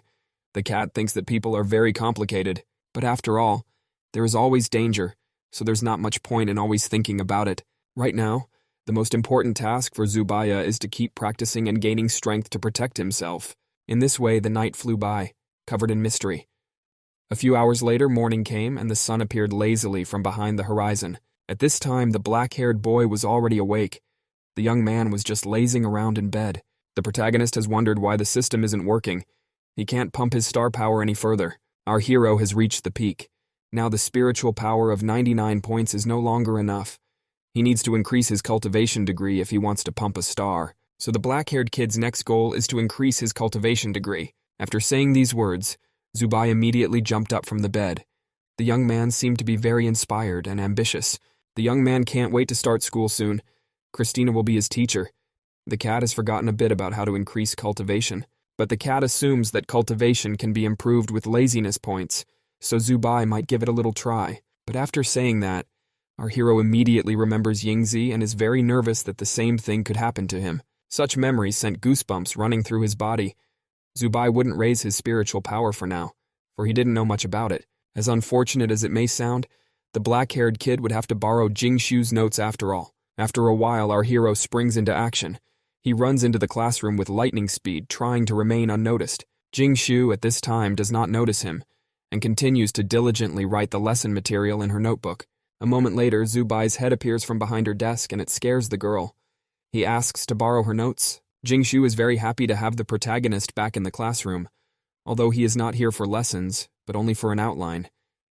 She immediately holds out a notebook to him, but when the black-haired boy is about to take a classmate's notebook, it suddenly disappears from her hands. The notebook was snatched by the red-haired and angry girl. She shouted at the entire classroom, saying that Zubai dare not ask for notes so brazenly. The girl's screams immediately attracted the attention of everyone in the class, and they noticed our hero. Liu Xian, who ranked 5th in the exam, said that it was just a waste of resources, and a pumped-up kid named Du Bing, who came 6th in the exam, joked that the prodigal son had returned. But the black-haired boy decided to ignore the barbs from his classmates. He demanded the notes. Xiao Li yells at a classmate and asks her not to lend him notes because the guy has to attend class. The girl is very embarrassed, But still under such pressure, she refuses the guy, saying that he needs to go to class.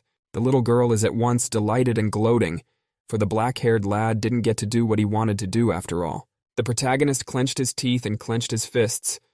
Words couldn't describe how much this little devil annoyed him.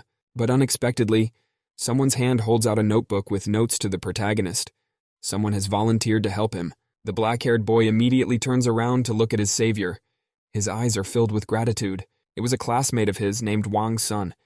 He handed him the notes and said that Zubai needed a friend who would always come to his aid. The protagonist immediately opens the notebook to look at the notes, but all he sees are drawings of naked women.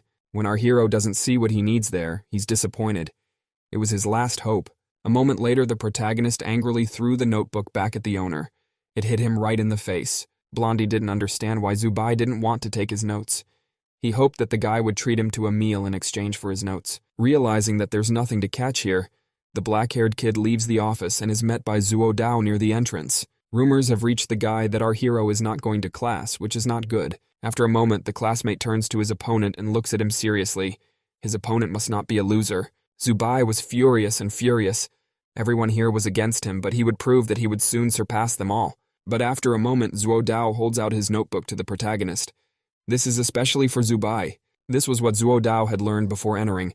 It says here about raising cultivation to 1%. But if our hero doesn't understand anything, Zuo Dao invites Zubai to come to his dormitory at night and he will tutor him. The kid comes closer to the protagonist and whispers that he and his class will be beaten in a month and a half, and it will be a flawless victory for Zuo Dao. Ambitious guy is serious about winning. Having said that, the relaxed kid walks away, slightly catching our hero in the shoulder. He looks after him. The black-haired boy only scratches his head and clutches the synopsis to his chest. Looking at his opponent, he smirked smugly and said that he wouldn't win, because Zubai would win. After a while, the protagonist went to the library to find new books to study. When he read Zuo Dao's writings, he came to the conclusion that the guy was a real scholar. His writings could be sold as a real textbook. The entries detail each step of the upcultivation process, still giving the names of reference books. Our hero is very happy about this success. During this week of training, he decides to try to strengthen his cultivation degree. After a while, Zubai approaches the library administrator and asks how he can get into the hidden cultivation room. But the funny and strange man doesn't respond in any way. Instead, he pulls back the cup and presses the red button. And so, after this action, a ladder appears beneath the protagonist's feet, leading somewhere downward. A moment later, the boy finds himself somewhere under the library. There he sees a short man. The man is here to show him where the hidden rooms are. The boy follows him. This was created at great loss and expense, the creators of their school. Because of this, the risks were minimized. Soon they come to a huge door. Even so, the degree of demonization is high. A man warns Zubaya. Moments later, the doors open and the man invites the lad in, cautioning that he must be extremely careful. The black-haired boy immediately enters an empty room with a single table and chair. The doors close immediately behind him. The protagonist walks to the back of the room and walks over to a table with a notebook on it. On the table is a book called The Treasury of the Way of the Tao, is a complete collection of religious and philosophical literature of Taoism. With trembling hands, our hero hesitantly reaches for that book. He should do it, but fear restrains his movements. The hero's thoughts flicker with horrible memories of people being turned into demons. Christina teases him and tells him that if he dies, she will take care of the dog and the system. The black-haired boy grumbles and yells at the cat. He wants to concentrate and asks her to stay out of the way. Then he relaxes slightly because thanks to Zuo Dao's notes, he has memorized different ways of parsing metaphors. And then, moments later, the black-haired boy decides to open the book. A lot of information flies out instantly. Soon, the protagonist's progress increases by 0.1%. There is too much knowledge in the book. After a moment, small black men begin to appear around Zubaya, and the young man hears a strange whispering sound. But there's nothing to be done about it. Our hero sits down in the lotus position and tries to remain calm. The main thing is not to pay attention or memorize what they say. You have to pretend that Zubai can't hear them. But here, after only a moment, the black-haired kid can't stand it and slams that book shut abruptly. He breathes heavily. The illusion is all too real. Stepping onto this path is much harder than expected. It takes the protagonist a few more tries to get it exactly right. He tries some more and opens the book. The little men start whispering again, and Zubai tries to ignore them, but he fails. After a moment, the black-haired boy slams the book shut again. This was proving too difficult. Our hero gets really annoyed that he can't get anywhere, no matter how hard he tries. Christina laughs, because Zuodao was able to increase his cultivation degree by 1% in half an hour, and Zubai is still standing still. After a moment, the young guy decides to take a break and falls straight to the floor. He's too tired. Suddenly, an idea comes to him. A recently activated technique might be able to help him. Then the young man decides not to waste time and tries it right away. The boy opens the book again, but after only a few seconds, the awful whispering returns. It seems the new technique can't help here. Soon the protagonists seem to be onto something very important. The little people keep whispering. The technique, lying down like a mountain, protects him from being contaminated by celestial and distortions, concurrently increasing his cultivation degree. Christina teases the guy and offers to come back another time. No need to spend the night here. But he snidely replied that lying down improves one's cultivation degree. Within a few minutes, he had reached a mark of 0.7%. As soon as Christina heard about it, she immediately became furious. Her hair stood on end at the fact that the guy had gotten away with it. A moment later, the protagonist got to his feet with a jump. He praised himself and was proud. But as soon as the black-haired kid stood up, blood spurted from his nose-mouth. Those little men with the horns reappeared everywhere. They surrounded him on all sides. Pain swept over his body. In just a few seconds, Zubai collapsed to the floor like a stone. His nose continued to bleed. Christine was frightened, for she did not realize what had happened to our hero. Bloody footprints appeared in front of her face. The protagonist's eyes gradually closed, and all he remembers are the bloody footprints and Christina's screams. The black-haired kid was completely alone in this cultivation room, which meant no one could help him. The young guy was just lying on the floor. He didn't move or give any signs of life. Frightened at once, she flew out of his subconscious and tried to help him in any way she could. The cat was pulling his head and trying to wake him up. She said if he didn't wake up, she would eat him. When Christine's paws touched his body, she was horrified at how cold our hero was. Tears immediately came to her eyes. Christine actively began to beat Zubai's head with her paws in an attempt to wake him up. After a moment, she began to cry. Tears sprang from her eyes and she begged the young man not to die. But here, suddenly, the main character's hand grabbed Christina's paw. The cat didn't expect this. The kid finally came to his senses. He reassured Christina, saying that he would not die so easily. After that, the protagonist immediately checks the system and sees that his progress is 0.7%. Zubai explains that he stood up too abruptly, which is why he lost consciousness. The body can't adapt to something like that so quickly. Fortunately, the room is covered in anti-distortion ruins. This is what helped the black-haired guy come to his senses. While the young man was lying down, he pumped up his spiritual power with the help of laziness. It wasn't for nothing after all. When the guy's cultivation degree increased, his limit also increased to 99. His spiritual strength was now equal to 136. Christina is nagging the main character. She's so angry that she's foaming at the mouth. She wants Zubai to go to hell. Some time passes and our hero leaves the library. He heads towards the school's facilities department. His head still hurt. In Zuodao's notes, the guy had read that the management should give free recovery pills. The protagonist also doesn't forget to pick up some pills for Christina, who also labored. A group and 3 people walk towards Zubai. One of the guys recognizes Zubai, who won first place in the entrance exam. This kid looks cocky. It seems like he likes himself too much. He assumes Zubai is here for resources, but the protagonist doesn't realize who this kid is. He doesn't seem to remember him at all. Hearing this, the young man was offended and threw his jacket aside. He was determined to teach Zubai a lesson. He's curious to see how strong Zubai is, even though he doesn't even attend class. A classmate offers to spar. Suddenly, a voice was heard from somewhere above, calling Liu Xian. The person who called him was eating a sandwich. The kid was going through the food and talking to the guys. He assumed that Liu Xian wanted to bully Zubai. A moment later, this guy takes a leap and heads over to the guys. He throws off his jacket, too. Young lands on 2 feet right in front of our hero. The guy is very tall and huge. The daredevil's name is Dubin. The guy stood up for the protagonist and said that no one would bully the weak. But Liu Xian started to make excuses and said that on the contrary, he admired Zubai's talent. Nevertheless, he and his cohorts quickly start sneaking off while Dubin hums a song. After Dubing made sure that this companion left, he turns to Zubaiue and smiles widely. But by now, the black-haired boy has already disappeared somewhere. Dubin doesn't know where he went. Hours later, the mysterious night comes again. There are no lights on in the apartment building. Our hero is already in the hallway of his dormitory and heading towards his room. A mountain of muscle in the form of Dubin almost fell on him. The young man swings open the door of his room and shouts to Aisha that he has brought her something to eat. He rather wants to feed the dog, but as the black-haired boy gazes into the darkness of the room, he notices something strange. On the floor, Kiroi sees the wreckage of furniture of books. It feels like someone chewed it and nibbled on it. In the farthest part of the room, the protagonist notices a huge force that looks like some kind of wild beast. The creature is chewing on a chair. After a moment, the young man realizes that the creature is Aisha. She too notices the boy and looks at him with a predatory gaze. Already after a moment, a huge and hungry dog rushed straight towards the protagonist. She jumped on him with all her might and opened her mouth. The black-haired boy didn't know what was wrong with Aisha, but Aisha started licking our hero and broke through his physical defenses. Moments later, the dog pounced on the food as he was very hungry. Christine didn't understand why Aisha had suddenly increased in size so much, but she hoped it wasn't demonization. The dog did stand up much bigger than it had been before.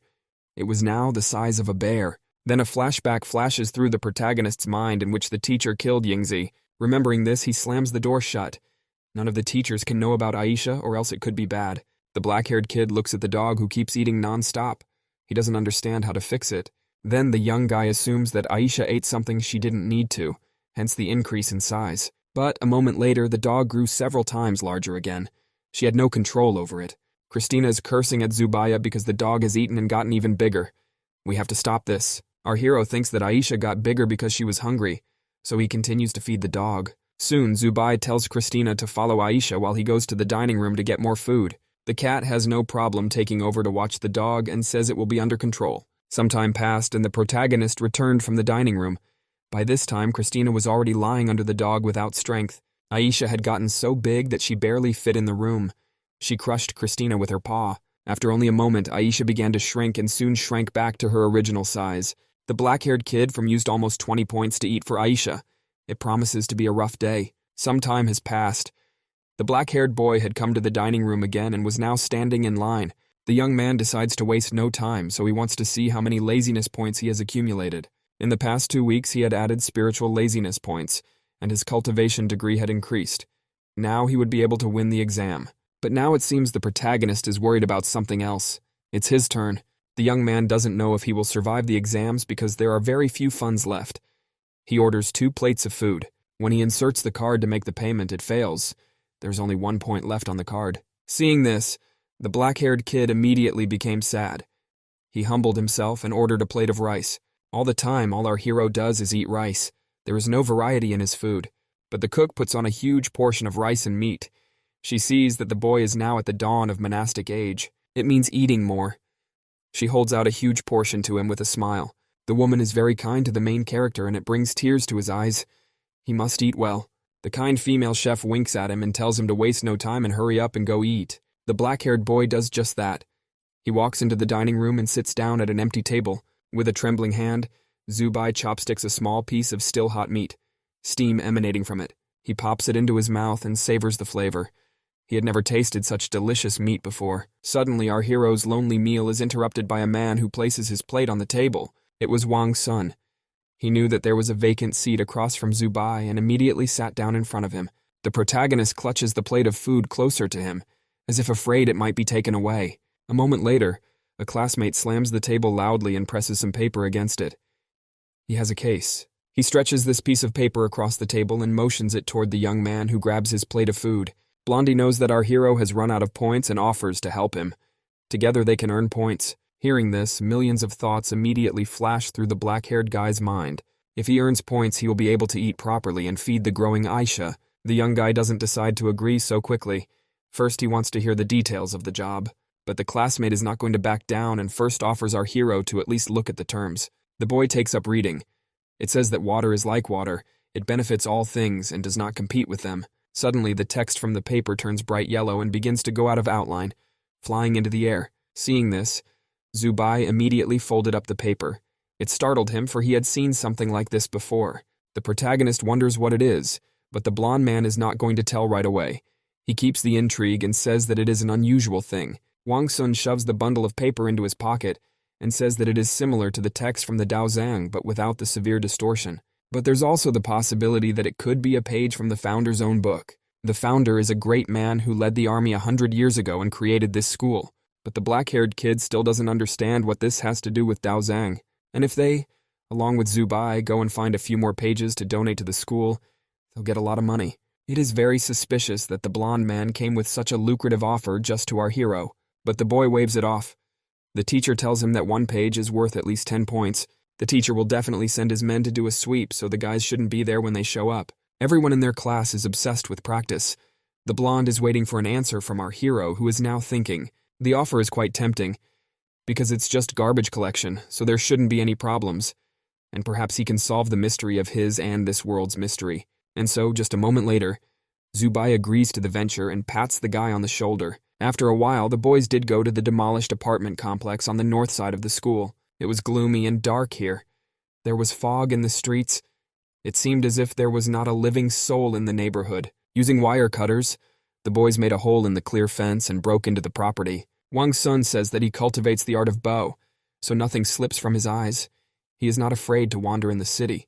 The protagonist introduces his hands on the walls of the dormitory and notices that they are well preserved. But then why were they abandoned? The kid tells us that the founder disappeared from building number 7 when he was compiling the 100th chapter of the Taozang. After that, strange things started happening here. They say people turned into demons and ate the whole building overnight. Hearing such a gruesome story makes the black-haired kid a little uneasy. The kid assumed it was all about distortion, but then why can't the teachers fix the problem? After a moment, the blonde listened intently to the kid and tried to contain his laughter.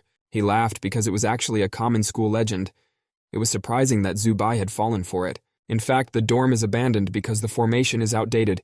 It was too lazy to modify it. It's time to split up. Zubai will inspect the buildings on the left, and Wang's son will take over the 6 buildings on the right. Moments later, a classmate tosses some object into his comrade's hands. It is a light stone, and if you pour your spiritual power into it, it will glow like a lantern. The boys split up. Blondie asks not to lose the stone because Zubai must return it after the mission. Christina is really creeped out by this place, and she doesn't understand why the black-haired kid would come here. But our hero doesn't seem to be scared at all, because it's just an abandoned apartment complex. Youth is confident that there are no monsters and no danger here. All the more reason for him to earn some points. A young guy enters one of the buildings. It is very dark inside, so he lights everything with a stone. Our hero walks on, leaving the open door behind him. He looks around carefully. Suddenly, eyes appear over the exit of the building. A relaxed gaze stares straight ahead. The black-haired kid seems to sense something amiss because his eyes go wide. But moments later, blood begins to flow from his eyes like tears. The eyes become more and more bloodshot, and it drips to the floor. Our hero has become uncomfortable. This building is really creepy, but nevertheless, he continues to explore it. A faint light can be seen from the house the black-haired boy is now inside. The young man walks inside without fear and looks at the many graffiti on the walls. Some graffiti on the walls very much resemble closed eyes, but our hero does not pay attention to it. As he walks a little further, his eyes slowly begin to open, as if waking up from a dream. After a moment, the eyes opened wide.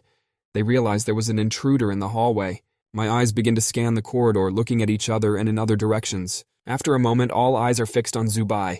It was as if they were burning through him. Christina screams loudly and closes her eyes in fear. It is very creepy to see such a sight. The black-haired boy looks around and looks at the walls. Now he notices those eyes too. It makes my blood run cold. It's incredibly scary to be stared at like that. The young man steps closer to the wall and wonders what it is. He stretches his trembling hand forward. After a moment, Zubai touches his eye with his trembling hand, but Christine warns him and tells him not to touch it. And so when our hero does touch that eye, nothing happens. The protagonist smiles spontaneously and tells Christina not to freak out, because everything is fine. It's really just graffiti. It's like the eyes have really turned into drawings on the walls. But a moment later, when the guy pulled back a little, his eyes became real again and filled with blood. When the young guy walked around the entire 6th building, he realized there was nothing but graffiti. Realizing that he definitely wouldn't find the page here, the black-haired boy headed towards another building. After a while, our hero has already gone to the 5th building. It's very strange, but when Zubai goes inside, he sees that the floor is flooded with water. The school is 1,500 meters above the ground. How could there be water here, especially indoors? In the 5th building, our hero found nothing, so soon, he went to the 4th. There were a lot of plants inside. It's the first time he's seen so much vegetation since he's been in Tung. It's just ordinary grass. The vegetation here was very thick and there was too much of it. The boy continued to explore the building. But then, suddenly, the boy notices a passage that is hidden by plants. He immediately breaks through it and goes inside. When Zubai looks around the room, he sees a slightly ajar door in the wall. The young guy went there without any hesitation to check it out. He opened the doors and saw some boxes. And so when the protagonist opened one of the drawers from which the light was coming, he saw the right pages there. This was exactly what he had been searching for so long and hard. Zubai shouted loudly, delighted with his find. The black-haired kid grabbed the pages and started examining them. He had earned points. Suddenly his gaze clings to something glowing that lies deep in the grass. The object is barely visible. Even so, our hero goes to the thickest part of the grass and finds some book on the ground, which is stained with earth and grass. A young boy blows the dust off a found book and muses, trying to figure out what he just found. This book was called the Tao Te Ching. It was the canon of path and virtue, a foundational treatise of Taoist teachings. The main character didn't understand what it was, so he opened the book and flipped through the pages to find out some information. He doesn't understand why the teachers didn't come to expose his plagiarism if the Tao Te Ching exists in the world. Was the book really here, and the school didn't know about it? The black-haired boy continues flipping through the pages of the book, but suddenly at the end it breaks off. The pages are ripped out. Zubai realizes why the pages are scattered. He slips the book into the inside pocket of his jacket and feels that the series of horrible events is not yet over. After a moment, the protagonist exhales with relief because he thinks he has nothing to fear, even though these people are terrible. The young lad decides to keep moving forward, while concurrently pondering who is behind it all. Suddenly, his light stone turns off, plunging him into total darkness. After a moment, it turns on again. A silhouette appears behind Zubai's back. Suddenly, goosebumps ran through his body. Christina and Zubai felt someone's presence. If this person is not Qianwang's son, then it means that there is an enemy behind his back right now. He tells Christina to prepare her swords. Moments later, our hero begins to attack the unexpected guest. The young man turns around and kicks the enemy in the legs. Christina, at this time, got out of Zubai's subconsciousness and immediately started attacking the enemy, firing her swords. Zubai and Christina continued their attack, but suddenly their enemy started waving his arms and begged them to stop. After a moment, the guys realize that it's not the enemy in front of them, but Jian Xing. He is frightened and asks them to stop, but our hero is still on guard because Zubai remembers that the bald guy was recently absorbed. Zubai remains vigilant. The classmate rubs his bald head and admits that he wasn't seriously injured, and the teachers treated him quickly. The boy began to attack his classmate, for he approached him from behind in the middle of the night without making a single sound. Of course, it scared him. Jian Xing had heard from Teacher Xing that Wang Sun had found a few pages here, so he too had come here for such a purpose to earn points. After a moment, he pulls out of his jacket with a smile a few pages he found in the first, second, and third buildings. But the black-haired boy still doesn't trust his classmate. He decides to find Wang Sun and ask him personally. The guys have already searched all the buildings, so now they are going to the 7th building where they will wait for Wang Sun. Soon the boys met. They agreed that the pages would go to the first person who found them. No one would share them equally. And so, after some time, the boys go in search of the pages in the 7th building. As a group of guys walk down a dark hallway, they notice bottles on the floor next to a faucet. There are drops of water running from this faucet. They drip down and go straight into the bottle that is under the faucet. The boys continue to walk forward and scrutinize the building. Zubai lights the way with a stone. Then, purely for the sake of interest, the blonde runs his fingers over one of the surfaces that was in the hallway. There's no dust on my fingers. It's very strange, and it makes you feel like the place has just been cleaned. The group of guys continue walking straight ahead. A black-haired boy walks ahead of them all to light up the dark and gloomy corridor. It's getting a little uncomfortable as the gloomy corridor gives the guys the appropriate thoughts and makes them nervous. Suddenly, a terrified blonde man grabs the protagonist by the shoulder and yells for him to stop. When Wang Sun was here last time, the 2 doors opposite each other were closed, but now the rooms were open. The boys realize that something is wrong here. It can't be that the rooms open by themselves, even though they were locked before. The boys look into one of the rooms and light it with a stone. Inside there is a cupboard, a table, a chair, and beds. A group of guys are greatly surprised to see the beds made and the linens neatly folded. This dormitory building should be abandoned, but it doesn't look that way at all. Everything around it is neatly arranged and cleaned. The protagonist is horrified to notice that it feels as if someone is living in this room. The bald guy points to a closet and tells the boys to hurry, because it seems there are pages in that closet. A classmate with an evil grin reminds us that the pages will belong to the first person to find them. Saying these words, the young lad quickly runs over to the closet and swings its doors wide open, expecting to find pages. But expectations and reality turned out to be quite different. As soon as Jian Xing opened the closet, he was stunned by what he saw. He saw a sack in front of him, on which was embroidered something like a face with a creepy wide grin. The eyes stared straight into his soul. The bald boy jumped backwards in fear and collapsed to the floor. The whole closet was filled with those horrible toys. The bald kid immediately rushed towards the exit as he was very scared. Blondie and Zubai studied the rag dolls with their gazes. Wang's son continued to look at the dolls and didn't understand who needed so many. Suddenly there was a rumbling sound. A noise was made by John Xing, who fell to the floor. It seemed that something had frightened him so much that he couldn't keep his balance. As the black-haired boy approached his classmate to help him up, he shined a rock in front of him. Lighting up the next room, they saw inside full of cages and chains that were stained with blood. Suddenly, the silence in the hallway was filled with the loud sound of the front door slamming shut. Blondie is very scared. Nerves take over and the guy urgently wants to leave this horrible, creepy place. But our hero takes charge. He leads the guys and tells them to calm down and work cohesively. The guys try to open the door and synchronously direct all their forces right at the front door. All their spiritual power is heading straight for the front door. It looks like the guys are going to succeed, because they've given it their all, but it wasn't as good as it should have been. The doors didn't even stagger when their blows reached the wooden surface. A moment later, all the walls, ceiling, and floor were covered in various symbols and hieroglyphics. It was a formation. Actually, the formation was in other buildings as well, but the guys were so focused on finding the pages that they didn't notice it. It turns out that the dampness and denseness they've seen in other dorm buildings is related to this formation. This is the formation of the 5 elements of conception, growth, fruitfulness, decay, and extinction. Wang's son realized this too late. All the buildings in the abandoned apartment complex are formations, and there's no way the guys can escape from here. Who could create a formation right under the nose of the Taoist school if one has to spend a great deal of time and money on it? But Zubai suggests that it might be one of the school's teachers, and they have him to thank for being trapped. The blonde ponders and agrees that Teacher Xing could have made it, given his strength and 5th realm cultivation.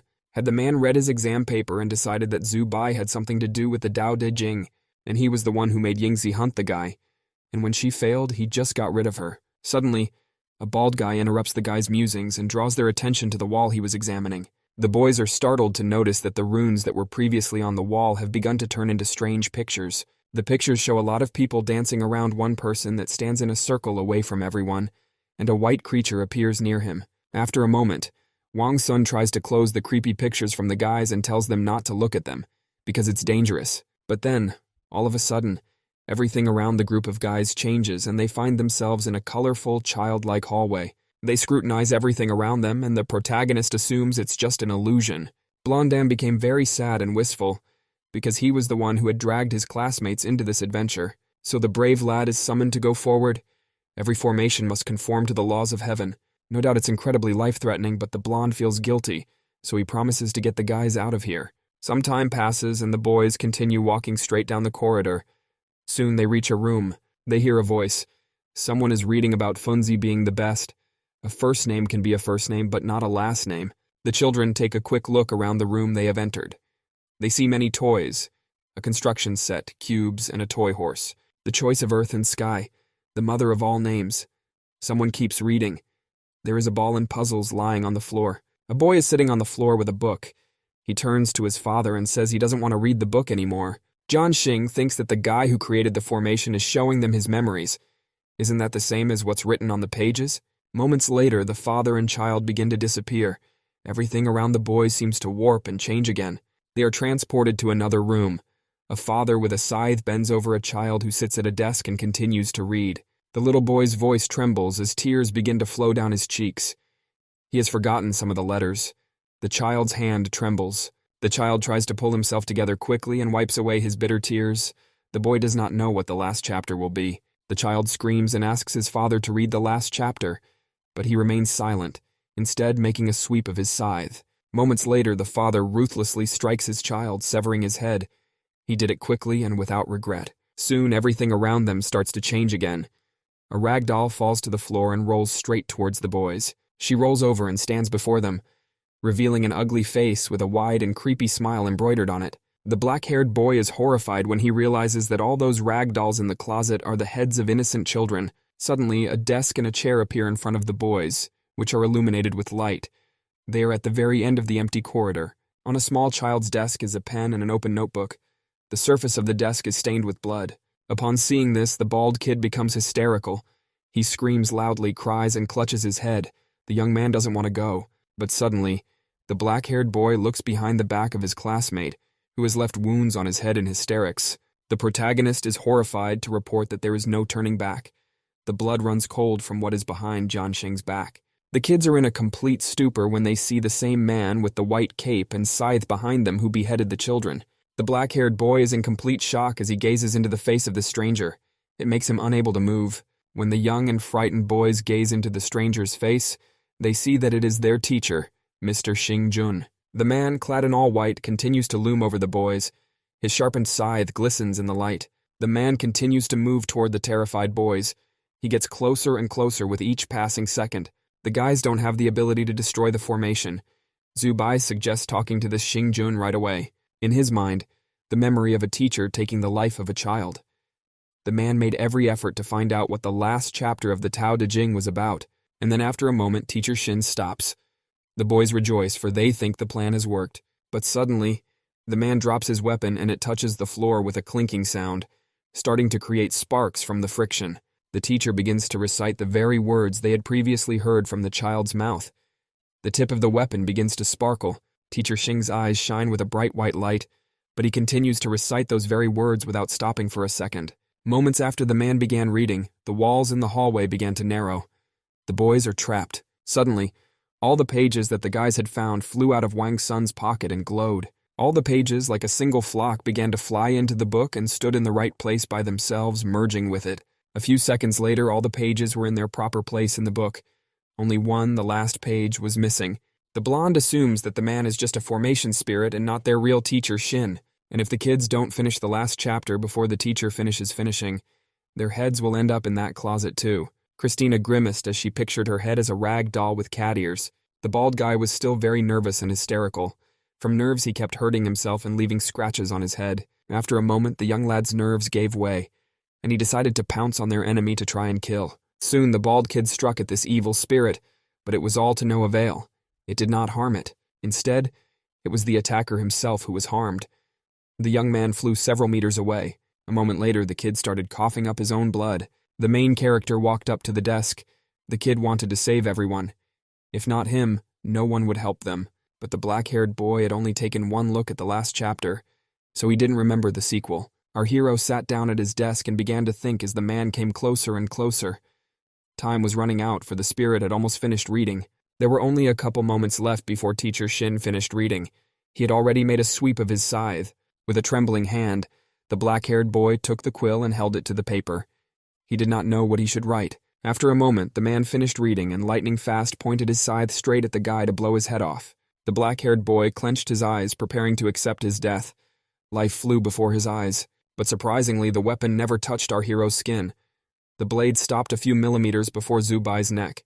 It was all thanks to Christina, who picked up a feather and saved the boys. When Zhu Bai looked at the pages, he saw that Christina had left some notes there. She continued the chapter. The cat was breathing heavily from nerves. Christina remembered the sequel very timely and saved everyone. A moment later, the evil spirit swept the sharp blade away from the protagonist's neck, and then soon the book closed. A bright yellow light and small sparks began to emanate from it. The blonde noticed that the feeling of threat was gone and the walls had stopped moving. Are they safe? The black-haired boy exhaled in relief as the cat returned to his subconscious. Suddenly, one of the guys grabbed a book that was lying on the desk right in front of Zhu Bai. It was a bald kid. His intentions were clearly not the best. He held the book tightly in his hands. The black-haired kid looked angrily at Jianxing, who wasn't acting the same as before. The blue-eyed blonde immediately thought of a classmate wanting to take the book away from them for his own purposes. Suddenly, something terrible began to happen to the guy. His eyes moved apart and his face began to deform. A low whisper escaped his lips. The creature said it intended to kill the boys. A moment later, the classmate began frantically moving his head in different directions and spitting blood. It was no longer their classmate. A horrible creature appeared in front of the boys, wearing the yin and yang symbols.